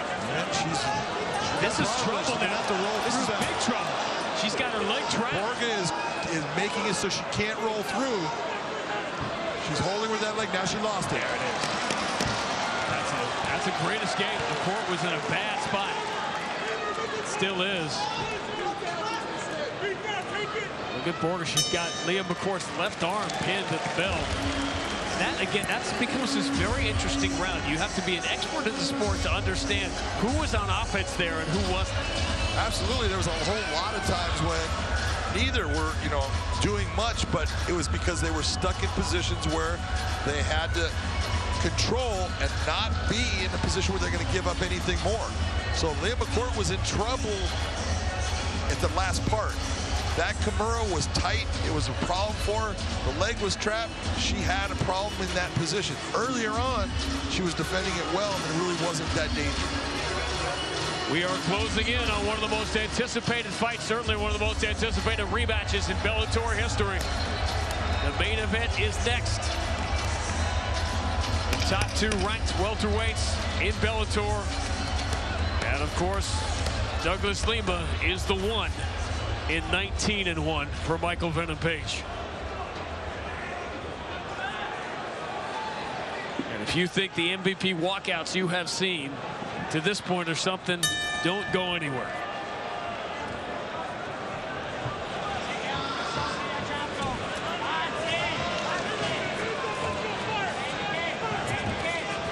Nice heavy right hand by Lima Court. She's actually coming out, and she's the one that's in control of the position of the stand-up. These are good shots here. Yeah, that just beautiful 1-2 that she's landing.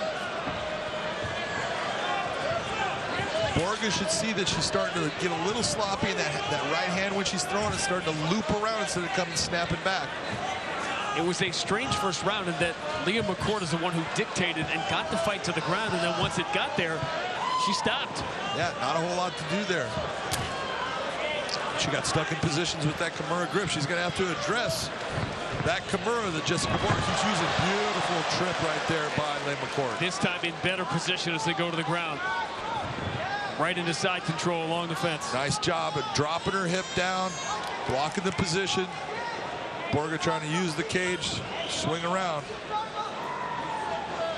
This is a perfect time for Lima Court. Take your hand, put it on the forehead, start dropping elbows down. You're in a great position. Don't allow this to change without you getting some offense. And immediately goes backwards into half guard. She's lost that ability from there to drop those forearms.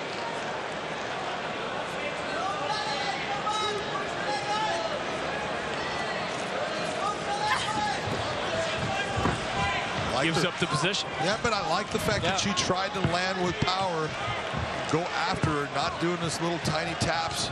She's actually trying to put some steam on it.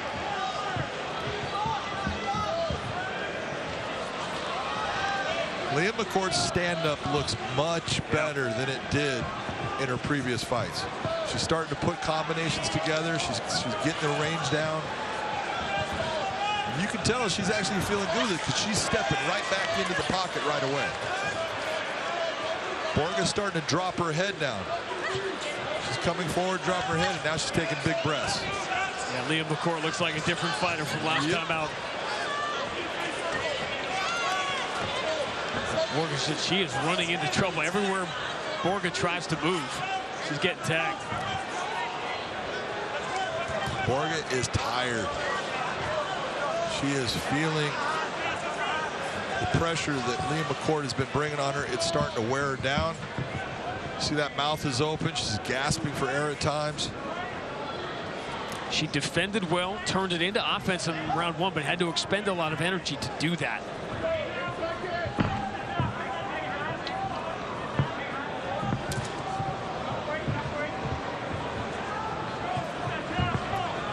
Not a lot. When you see not a lot of purpose behind a spinning back fist like that, she's just getting walked down right now. She needs to be very careful. You see how she's dropping her head down there. You can't do that very often. You're giving a tell that a lot of fighters are going to see that as at another moment.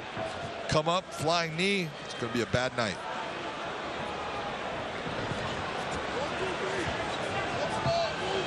These are just unanswered shots.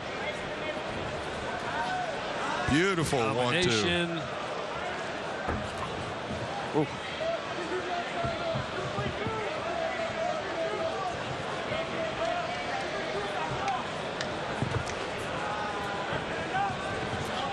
It's that old expression about it's how many times you can get hit and keep moving forward. Well, she's doing that, but that's not something you want to find out. No, Moving forward is great, but if you're getting hit while doing it, it's probably not the right direction.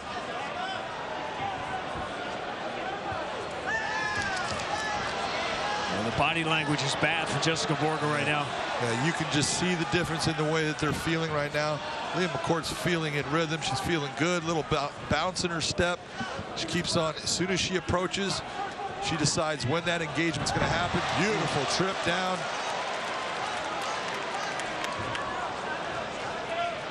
And a fighter that we've seen that's always wanted to be on the ground gets out of the position to get back to her feet. Jessica Borgen trying to hang on with her toes, anything to keep this fight on the ground for a couple of seconds longer. You know, I got to say, I think Lima McCourt was right in backing off and making her get back to her feet, because she is not feeling good in the stand-up right now. Oh, a dominant round number 2 for Lima McCourt.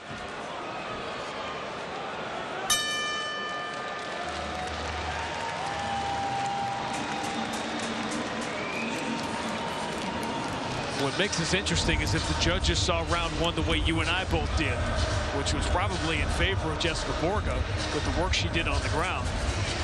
But this doesn't have the feel of a 1-1 fight right now. No, and it's because, you know, although, and that's the difference between, you know, when you're talking about striking and submissions. The submission doesn't work if it didn't have a ton of, you know, strain for a while on that joint or anything. It's not gonna affect you in any way. Or if it's a choke, once you get your hair back, it's not gonna affect you bad. Where all these strikes, they just don't go away. A lot of great stuff coming up. Showtime Sports joined for an intensely personal examination of one of the most dynamic, complex, and trust me, misunderstood figures in all of pro sports. 9-time All-NBA guard, Russell Westbrook. Got a lot of enemies. People don't really understand who I am. I love you. In the sports world, I am the bad guy. I'll be lying and say that it didn't affect me. That's what kind of built his fire. Got a lot of enemies. He is Mr. Triple-Double. Got a lot of people trying to drain me of this energy. I'm Russell.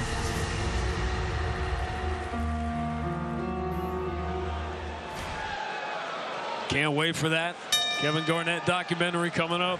Big fall. Showtime Sports. Now, does Jessica Borgen have a big 3rd round in her, because she has taken some damage. Very smart of Lima McCourt coming out right away, sticking that jab, putting a lot of pressure on her, because she knows that she just got a minute's worth of air. She's going to come out a little bit stronger, and I want to take that away from her as quickly as I can.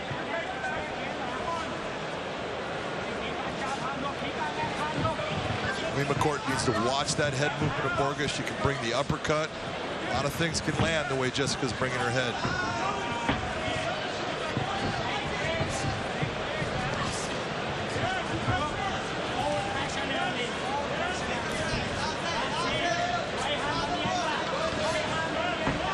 Lima McCourt circling to her left, staying out of trouble, sticking the jab. Ton of unanswered shots here. Jessica Borgen's only success in this fight has been on the ground, but she hasn't been able to get it there. The only times it's gone to the ground has been Lima McCourt has put it there. Yeah, absolutely. McCourt has taken her down, but in the last round we saw, took her down and said, get back up, goes back to her feet. She's been winning this fight based upon her stand-up.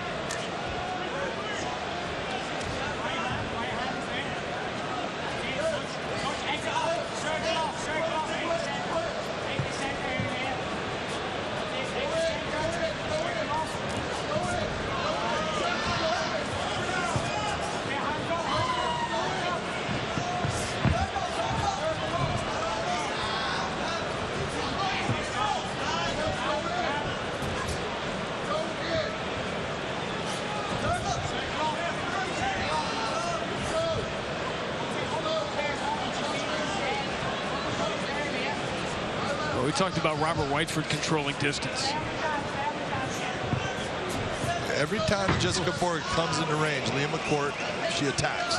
She's going after you. And this is, you take a look at what happened in her last fight. We say all the time, every time you fight, it's not going to be your night. It's not going to feel good. It's the winners, the champions that end up finding a way to come out with a victory on those nights.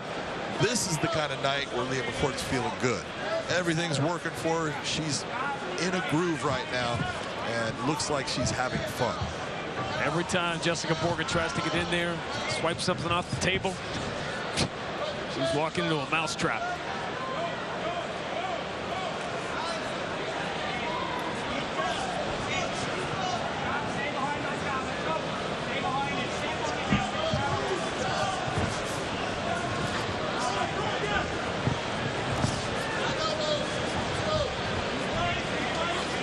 Clock is ticking louder. The court now starting to open up, going after elbows inside.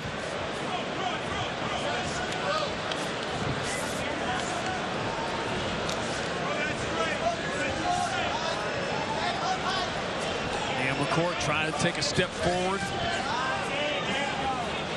at 145. I don't think anyone would suggest she's ready for Chris Cyborg, but then again, who is? I was going to say, that's not a fight right now you want to think about. Right now, she's in the fight with Jessica Borgen. Get past this, Chris Cyborg will always be there.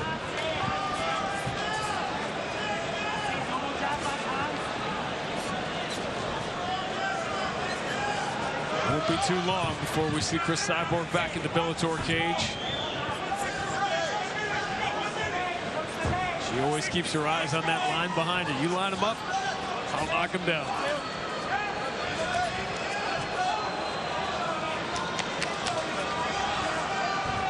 The fact that Jessica Borgen is still coming forward here after 10-11 minutes of just getting tagged.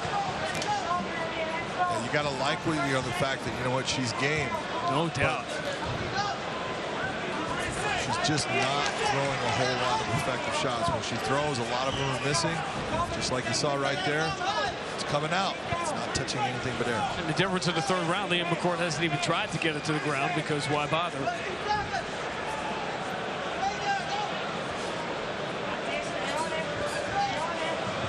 And there'll be some discussion about that Kimura and not being very active in the ground. There's teachable moments in this fight for Liam McCourt, but Jessica Locke landed a good shot in there, but definitely not enough to take this fight. Liam McCourt landed early and often.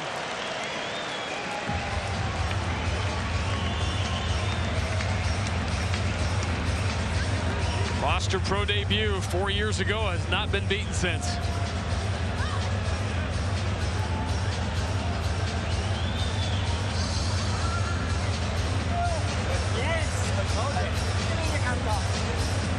May everyone be in the same good mood that Jessica Borgen is in after getting tagged like that. That's impressive.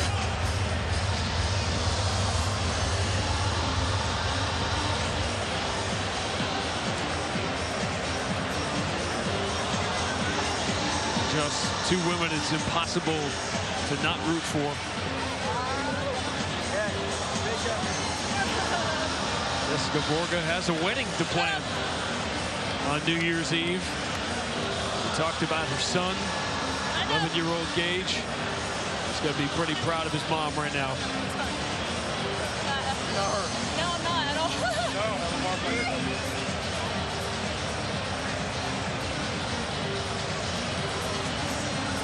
Curious as to how the judges saw round one of this fight.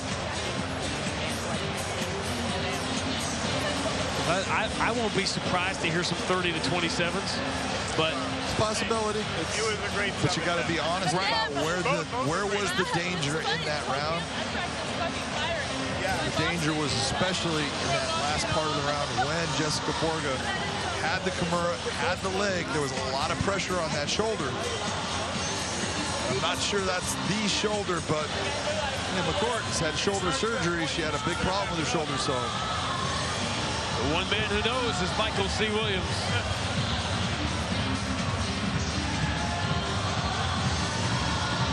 Ladies and gentlemen, for your decision, we go now to your judges' scorecards.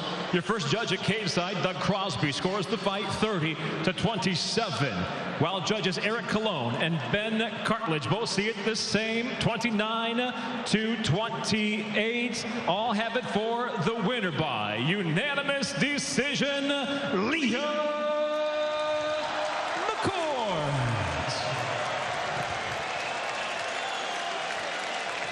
No surprise, and 6 straight wins now for Liam McCord, climbing the ladder at 145. I think we all grew up with certain people as icons. If you grew up watching MMA, Randy Couture was an icon. If you grew up watching Rocky movies, man, Ivan Drago was an icon. And Jeanette, you've got them both. I have, and how lucky am I? I've got both of them right here with me. And Randy, what brings you to London? We are here working on Expendables 4. We just got started this week. Very excited to be here in London. So you're out here, you're on set, working on a movie, and you're having a good time? Yeah, we're hoping not to catch COVID, but the producers didn't want, they were complaining we came here, but we don't care because we want to go here and have fun. And it's true, it's an amazing main event tonight, Randy, and who have you got? You know, I think Lima is going to be pretty tough to deal with. I always love watching Michael Venom Page. I don't care if he wins or loses. He's exciting to watch regardless, but he's going to have his hands full tonight. Okay, and Dolph, who have you got tonight? Well, I'm not an expert like Randy over here, but I hear the English guy is pretty interesting. He's got very good, interesting movement and hand speed. It'll be fun to see. Well, not long to wait, is there, Aiden? Let's hand back to you.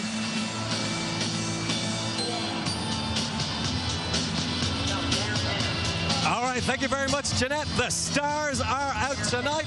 This is what it means to see MVP and Douglas Lima go at it again. We've a star at the fight desk with us as well, the current Bellator middleweight champion, Gegard Mousasi. I know it's noisy, so I might have to pass some questions down and Josh can translate. Thank you for being with us tonight. You shared the cage with Douglas Lima. What's it like for one all-time great to go 5 rounds with another? What was it like to go 5 rounds with Douglas Lima? Well, I trained with him, and then in the training he wasn't able to land any low kicks, and I'm difficult to get. People don't land low kicks to me, so I didn't watch him, and I didn't think he would kick me that much. But I think first fight I got his respect, and second, third, fourth, 5 round he didn't really come. He didn't bring the fight, so. Actually, I could have done more, but you know, it wasn't the best. In the training, I thought I'm gonna beat the shit out of him, but it didn't happen. Yeah. Okay, so MVP says that Lima likes to fight in gear 2. He never gets out of that. He stays at his pace no matter what happens in the fight. Even if he's losing, he will stay in that pace. Yeah. Why do you think that is? Well, it may be about conditioning. He's not a guy who push the pace, but against MVP, that's actually good because MVP always counters, and once he counters, that's when he knocks you out. So Douglas Lima being patient, it might be a good thing for him. All right, Gegard, let's have your prediction. Repeat or revenge? Who wins it tonight? Who wins tonight? Repeat or revenge? I would say MVP is more talented because in the training he got me a couple times good, and I thought, oh, this if it would land, I would have been out. But I was slightly MVP. If you look at their first fight, though, okay, what mistake was made by MVP that he needs to fix now? I think he rocked him, and then Douglas Lima stayed calm, and he's patient. He has championship rounds, so he stayed calm. Eventually he caught him, but I think this time it's going to be more difficult because he experienced it already. Gegard, thank you so much for joining us at the fight desk. I will wave bye-bye to you because he can't hear me, but congratulations on your last win against John Salter. We look forward to seeing the middleweight champ back in the Bellator cage very soon, but tonight all these people here are here to see one man. His name is Michael Venom Page, and he's with Jeanette. Michael, this is it now. There's 20,000 people out there. They're waiting for you. It's been a big moment, and I guess you've been waiting for this for a very long time. Yeah, it's been a couple of years in the making. I think, you know, things happen for a reason, and it's kind of led to this moment now.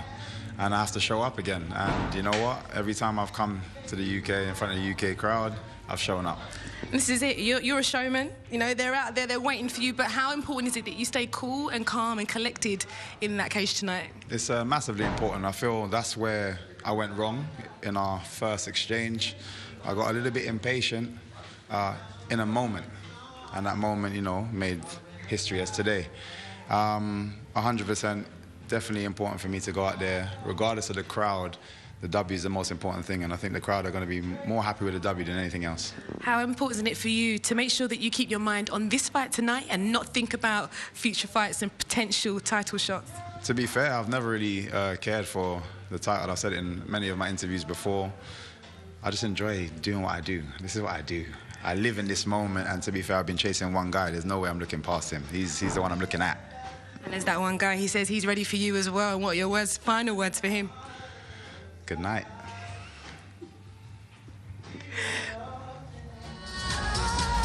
All right, strap yourselves in. No more talking. It's time for the main event.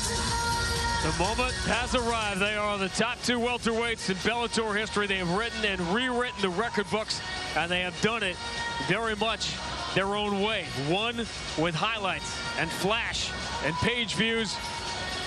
The other with precision and cathedral calm. One blows his opponents up. The other, as he did 2 years ago in Chicago, chops them down.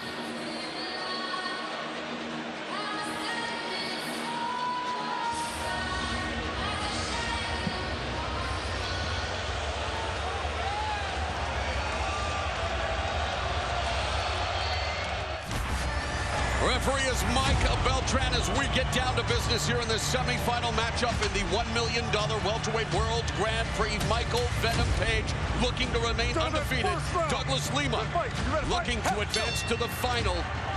Showing already, John, in the way he reacts, although he got momentarily bothered down by Michael Venom Page. He got hurt with that staggered. And there's a jumping attack by Page. Page needs to take advantage right now. Douglas is he's not quite at 100%.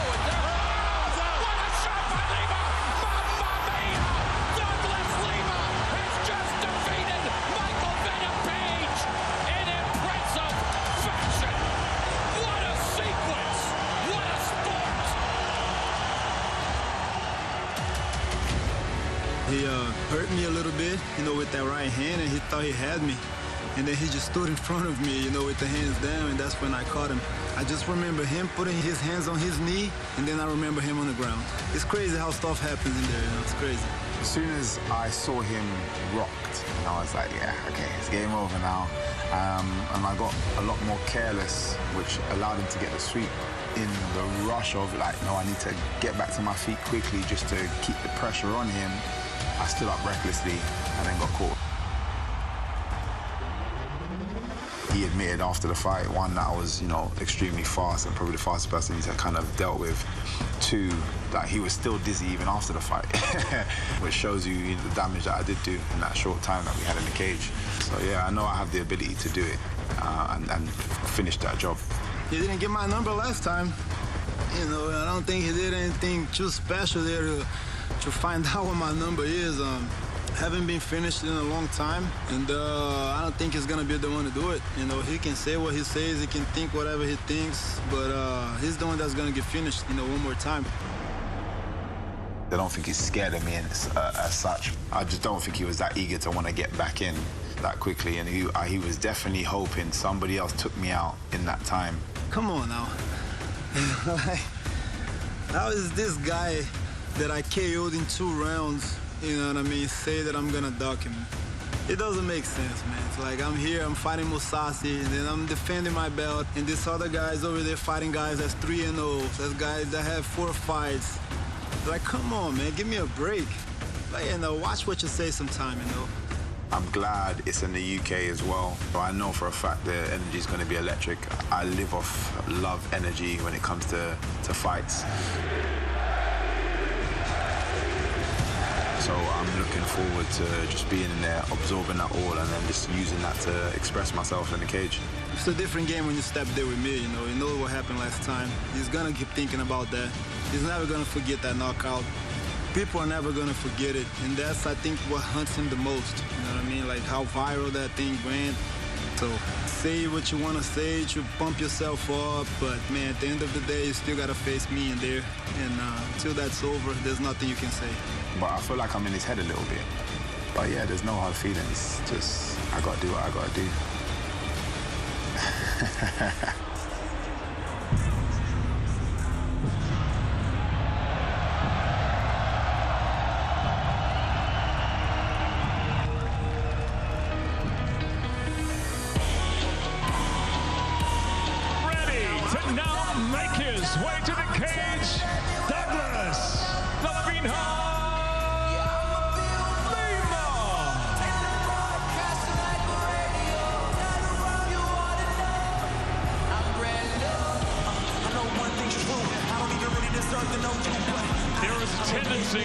fighter like Douglas Lima walking the ramp to face a British fighter in London in a #1 contender fight for a shot to regain the welterweight world title.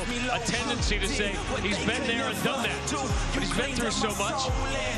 He literally has been here, and he has done that. 5 years ago, beating Paul Daly here in London in the main event that earned him his rematch with Andrei Koreshkov and his second world title. But John, we talked about his extraordinary resume, but his 5 losses in the last 12 years have these things in common. They were all by decision, they were all to world champions, but his offensive output, or lack thereof, did him in.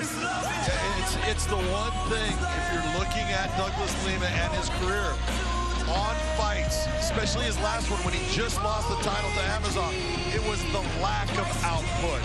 He was trying to land the one big shot, and it just doesn't work that way. He has got to be offensive. He's got to go out there and let things flow.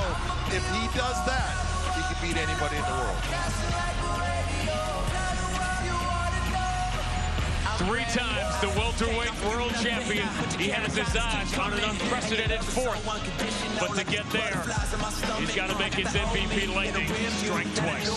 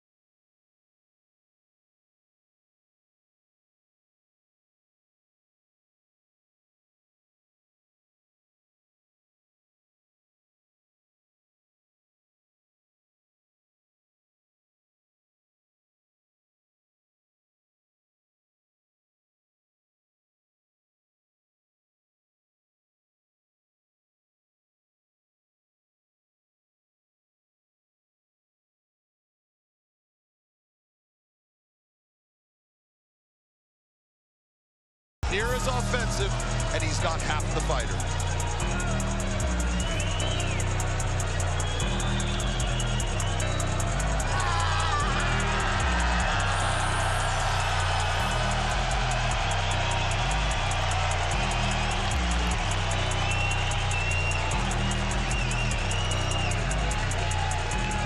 The tail of the tape in the main event, 2 very different records, 2 very different resumes. Absolutely, but you're taking a look at that tail of tape, it all comes down to that 19-1, because that 1 was caused by the man that's on the right side of your screen, and he wants to get that back. Can he do it? We're going to find out.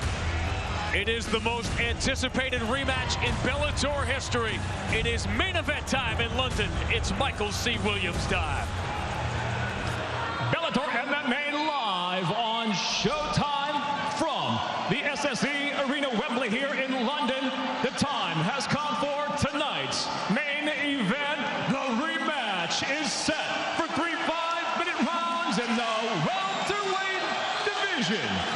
Sanctioned by the Mohegan Tribe Department of Athletic Regulation Chairman James Gessner, and supervising at Cageside tonight, Director Mike Mazzulli. And now, introducing first the blue corner, at 6'1", weighing in 169.4 pounds, currently ranked #1, the 3-time former welterweight world champion, enters with 32 professional victories, 9 losses from Goiás, Brazil. He fights out of Atlanta, Georgia, USA, Douglas, the Phenom Lima.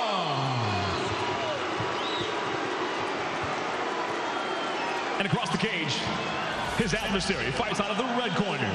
At 6'3", weighing in 170 pounds even, the #2 ranked welterweight tonight stands near perfect with 19 professional victories, just 1 defeat, hailing from and fighting out of London, England, MVP Michael Page. In charge of the action, referee Mike Beltran.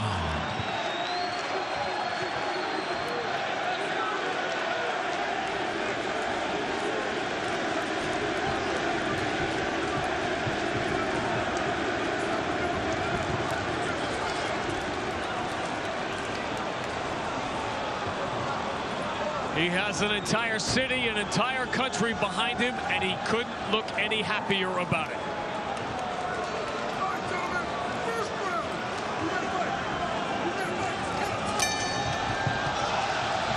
2.5 years of waiting.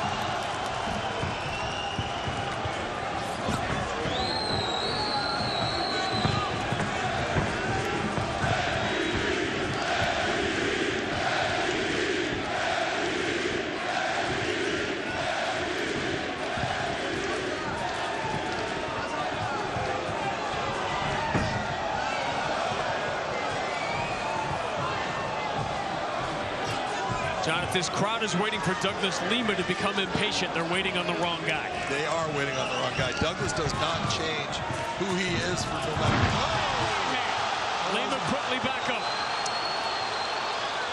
I think that was more of all body position coming forward as far as it really didn't hurt Lima, but it definitely gave him something to think about. But Douglas Lima does not change. He is a very strategic fighter. He knows what he wants to do, and he's going to take his time and wait for his moment. If this is the first time you've seen MVP fight, the speed with which he closes distance is what makes him uber dangerous. You're absolutely right. It's his ability to read, and he loves the counter. He wants you to attack him. He wants you to come forward, and he will close that space and land with power. Think about the spectacular knockouts you have seen throughout the course of the night. All those walk-offs. Got Lima good. Now, does MVP stay patient, which he didn't in the first fight? Well, you notice right now. Notice he's not crushing that distance. He's allowing Douglas Lima to come towards him. So he is not doing the same thing. He was crushing the space and trying to create something in the first fight. Right now, he's taking his time and just staying relaxed.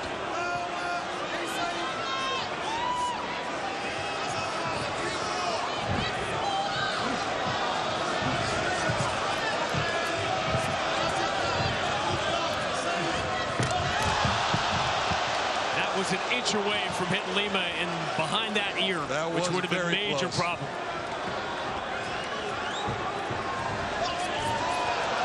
And now Douglas Lima finally saw the opportunity to shoot. A very smart move by Douglas Lima. Get him to the ground, make him work down here. It doesn't matter even if you end up keeping him down here. It matters that now he has to think about dealing with the takedown.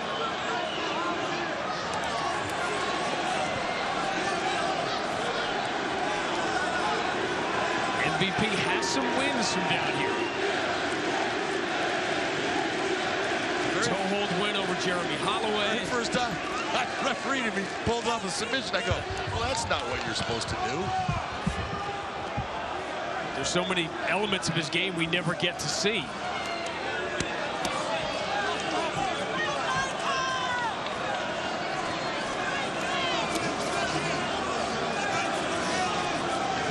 The other element here, if this qualifies, if it ends up qualifying as another slow start for Douglas Lima, he's fought so many 5-round fights the last few years. A slow start in a 3-round fight is big trouble. Well, what you're seeing right now, Michael Venom Page's got very big hands and he's got strong hands. The wrist control that he's able to now utilize on Douglas Lima, it's not easy to break. Nice job on Douglas trying to pull it away. Lima needs to just stay composed, keep that posture, and when you get the opportunity to break your hand free, make it pay.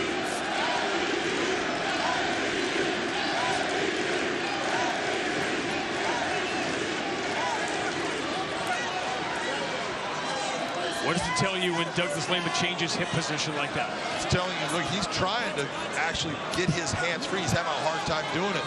His hips are perfect. His posture is great. But he has no tools to attack with based upon Venom being able to just control those wrists. If he's gonna grab that wrist, you want to think about taking your elbow and rolling it over the top of the wrist and bringing that elbow straight over the top down into his forehead area face.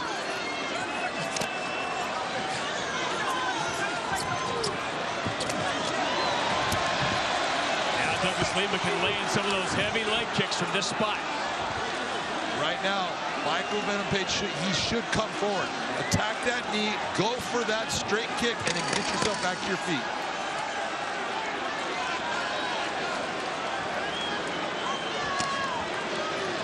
Try to avoid taking damage, but Lima can lay it in.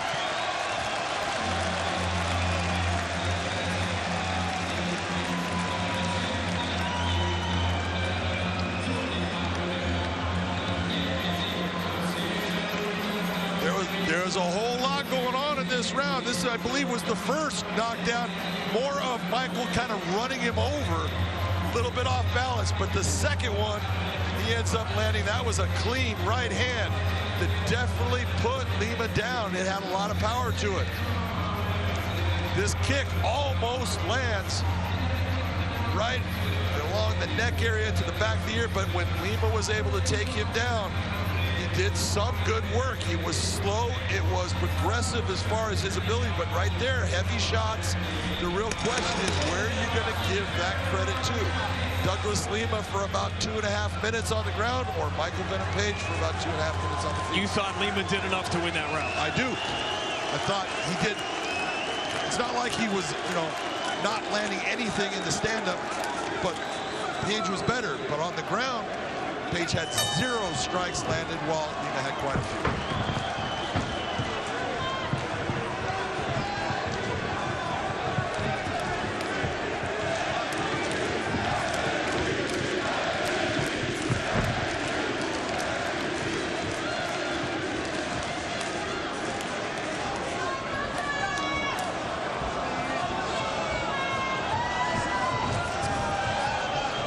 Lima won the first round of the first fight, and then MVP had a very strong second round going until he got careless. That's right.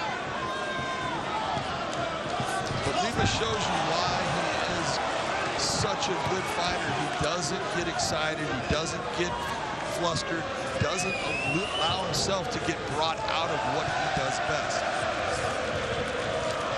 But right there, that's what Mike was talking about. You see how he's controlling that distance, and you see Lima throwing that kick, but not landing.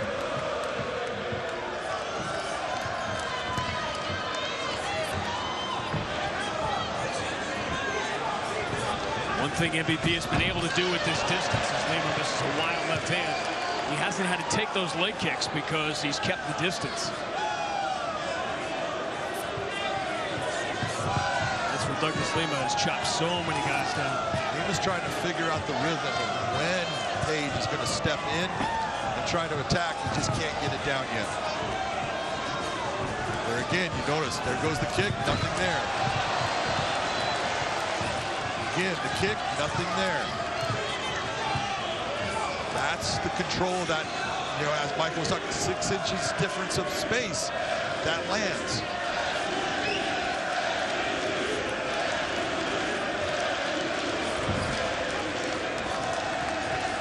You can tell while he is sticking with his normal style, there isn't the clowning, there isn't, you know, MVP knows who he is in there with.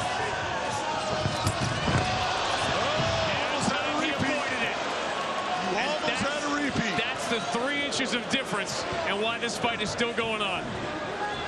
Deja vu all over again. Douglas Lima timed that little step in, landed that kick, took Page off of his feet. Page got up close to the same weight. He needs to be very careful if he gets put on the ground, how he gets up. Leading with the jump knee to look for an opening.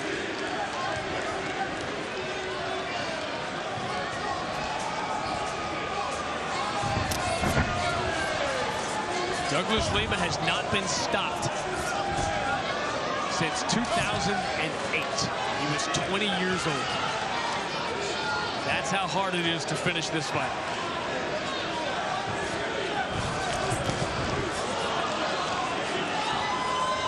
Douglas Lima is just a savage. Yeah, you may beat him, but if you come back and you try to do it again, he's going to come up with a completely different idea of what he's going to do to you.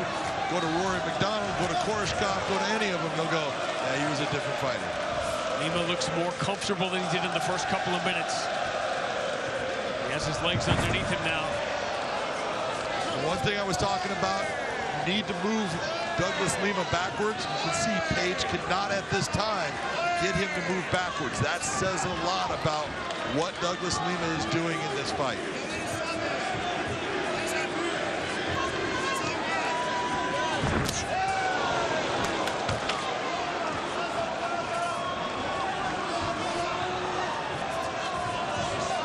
Combat is all about deception. There are very few fighters as deceptive as Michael Venom Page, but there's a reason Douglas Lima hasn't been finished in 13 years. Right got him a little bit back in the ear. He wobbled him. He touched it, got a little run over, but he definitely had a little bit of impact on him. He felt it.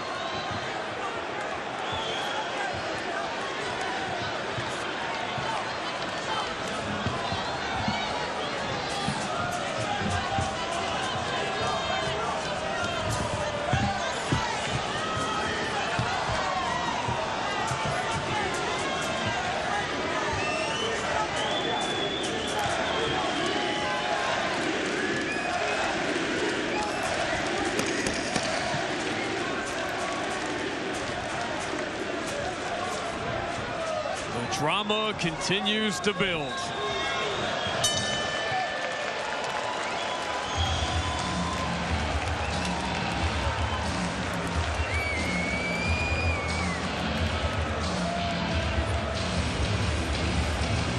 So as we said when it happened, we've been watching the knockout from 2019. We've seen it 1,000 times in the 2.5 years since, and we almost saw it again. Deja vu right there. It was close. Watch what happens here. The kick takes him out. The difference is it spins him in the opposite direction. When he pulls his head back, that missed by about that much. And now, not only do we have the stakes of this fight and the intensity as we head to the final round, we have 2 rounds that legitimately could have gone either way. Absolutely. I do believe that we might have 2 rounds. It's going to be really interesting to see the way the judges are looking at this, but that round, although Lima was doing good things as far as coming forward, he wasn't landing a lot, and think about it, Page put him down. That shot did land. So you have it even through 2. I have it even through 2. And I believe a possibility exists that people have it even through 2 that saw it the opposite way. Could be.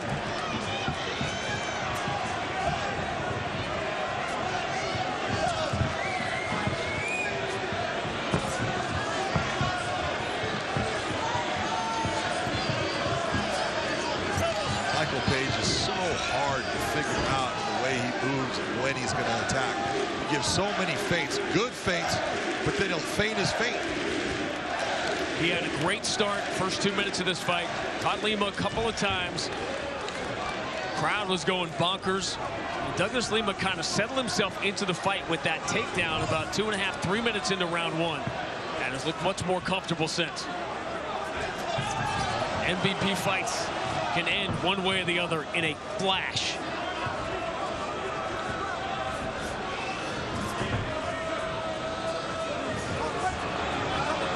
Trying to close that distance, kind of push Page towards that cage wall. That's a good idea.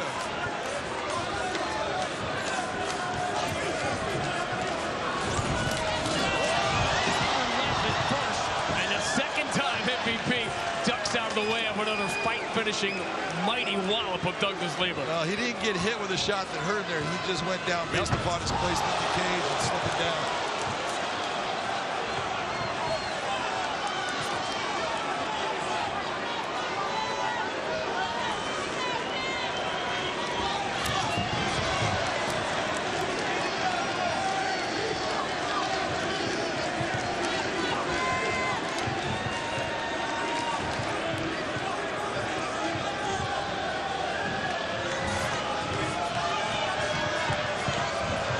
Lima's closed the distance. It's subtle, but he's closer now than he was earlier in the fight.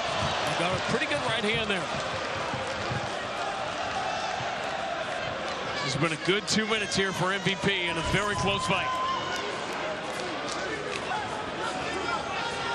It's not going to take much to make a difference in this round. Both guys have got to figure, hey, man, I need this.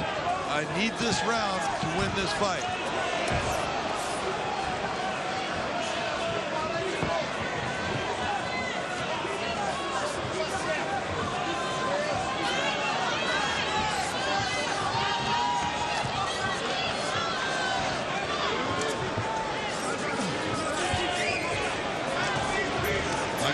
Definitely needs to figure out when he steps outside of that circle, he needs to get himself back towards the center of the cage. These are two home run hitters at the plate, and at any second they can land. Now, a fascinating 2 minutes here. Well, right now I would tell you, you have 3 minutes of stand-up where you might have Michael Page barely ahead. Maybe he's barely ahead. He cannot stay in this position and think he's going to win this fight.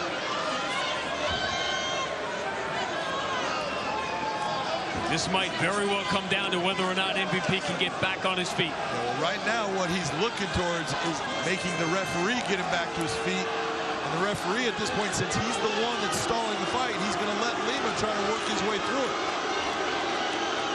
It's not a good strategy. Look where he's looking up. He's looking up. He wants it back on the feet. He wants Mike Beltran to stand him up. He should be taking his feet, opening up that guard, feet on the hips, push off, get himself up. Instead, now he is on the defensive. There's the up kick.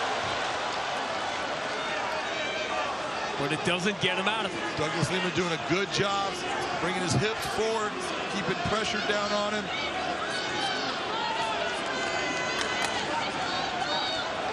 Just needs to take his time, work his hands through. You can see the grip strength on Page and his ability to hold that wrist. Lima's got nothing but problems trying to get his arms free. To this point, Lima has not been able to generate the offense that he did from this spot late in the first round. No, not at all. That's what he needs to do. There's the elbows that we're talking about. Even if he has that wrist, roll that elbow over. Oh, this is going to be close. I want 2 more rounds. I think we all want 2 more rounds. Yoel Romero wants 2 more rounds. Yes, he does.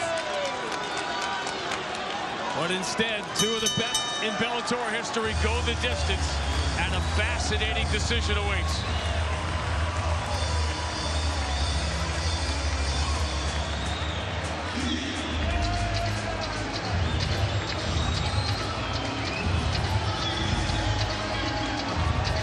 Take a look at this. That's those explosive moments. That was a beautifully landed elbow. You can see it shake Lima. Okay, but that takedown right here, here's your difference. Once his butt hit the ground, it never got back up. In guard, big elbows by Douglas Lima. He didn't land a ton, but this is basically almost half of the round that it's no strikes by Michael Venom Page and some good strikes by Douglas Lima.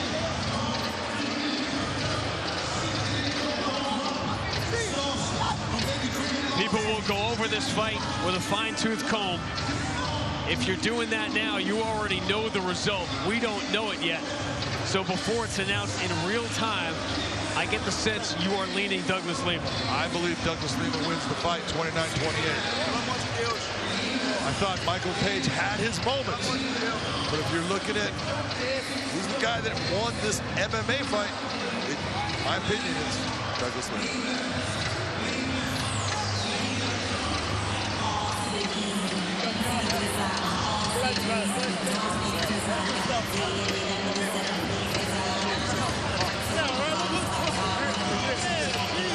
There was talk, but it never overwhelmed the immense respect these two have for each other.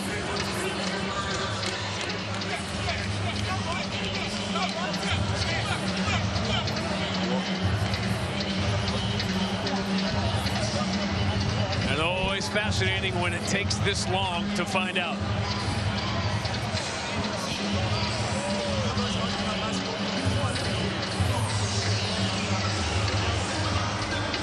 And for all the conversation about that man, he just went 15 minutes with Douglas Lima, whose resume you can stand up against any of the top welterweights in recent MMA history. And in victory or defeat, Michael Venom Page certainly answered some critics here tonight. We are standing and waiting. Michael C. Williams has the answer. Ladies and gentlemen, we go now to your three judges at cage side for the decision. Your first judge, Ben Cartledge, scores the fight 29-28. He sees the fight for Lima. Your second judge, Eric Colon, 29-28. He sees the fight for Page. Your third and final judge at cage side, Doug Crosby, scores the fight 29-28 for the winner by split decision. MVP Michael Venom Page. It was not without controversy, and it was by his fingernails, but MVP has scaled Mount Lima. Ladies and gentlemen, I am here with MVP. Michael, talk to me about that fight. There was a lot of going on. How are you feeling?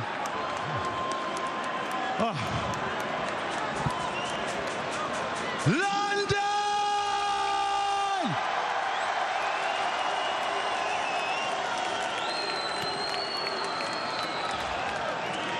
Guys, you know me already. I want to put on a show. I apologize. One, I didn't do that, but I know my boy Skepta did that for you on his way out, no? I wanted to finish. My man's a tough man. I understand why he's been a champion 3 times. Everyone give it up for Douglas Lima, please. Thank you, bro. Thank you, bro. Even when I hit him with those big shots, he just kept coming, and then he started to adjust and make it slightly more difficult. I want to thank Bellator. Massive thanks to Bellator, because this promotion, the reason why it's so full is because of them. And without partnering with these guys, I couldn't do what I do best. So big up for Bellator putting on a great show today. How confident were you, standing here in the middle, that that fight was going to go your way? I was confident, to be fair. I knew he was going to go for a takedown. I make all strikers, every single striker that stands in front of me, I turn them into wrestlers. Every single one of them. You got a guy that's also out there that's holding onto the belt. Yaroslav Amosov is undefeated, 26-0. Is that the guy you want next? Now I want that bling. Now I want that bling. I've come over, I got my redemption. Now I want that bling. The one and only MVP is back. I gotta ask you one thing. There was a moment in that fight. Second round, he kicked your leg, you went down again, and you got up and he swung, and it was close. Could you feel how close that was? Yo, fool me once. Fool me once.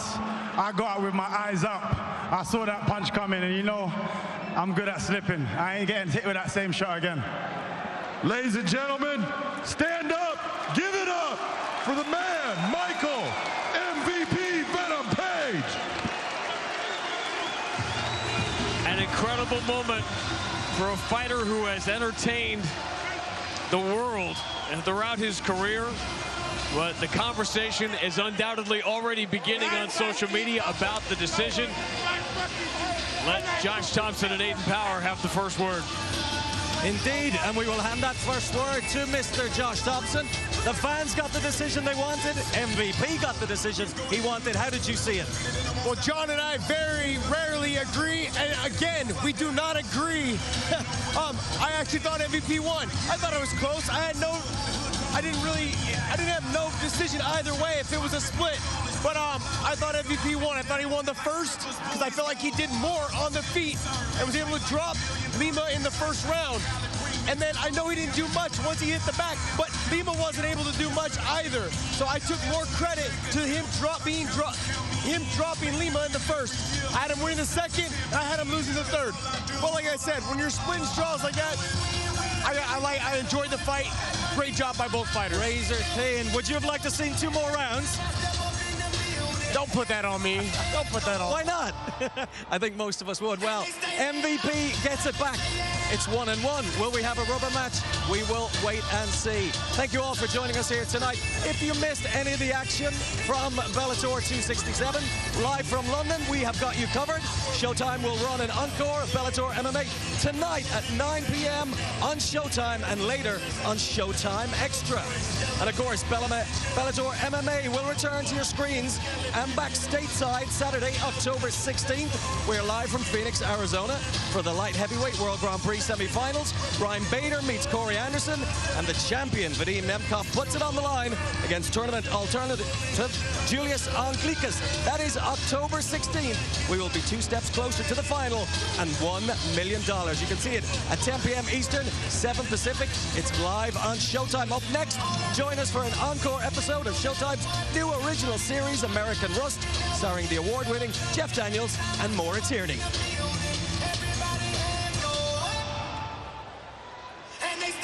Well, my thanks to Josh Thompson. It has been a heck of a night here in London for one final time. Let's send it back down to Sean Grandy.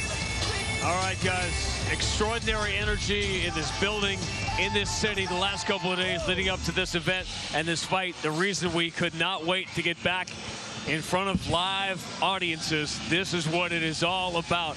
A show like this, a night like this, and a fight like this. A jam-packed crowd of the SSE Arena in London. The stars were out from the start. Tim Wilde, a 2-hour drive away from Birmingham, a slow start, but dominated the last 2 rounds in a unanimous decision win.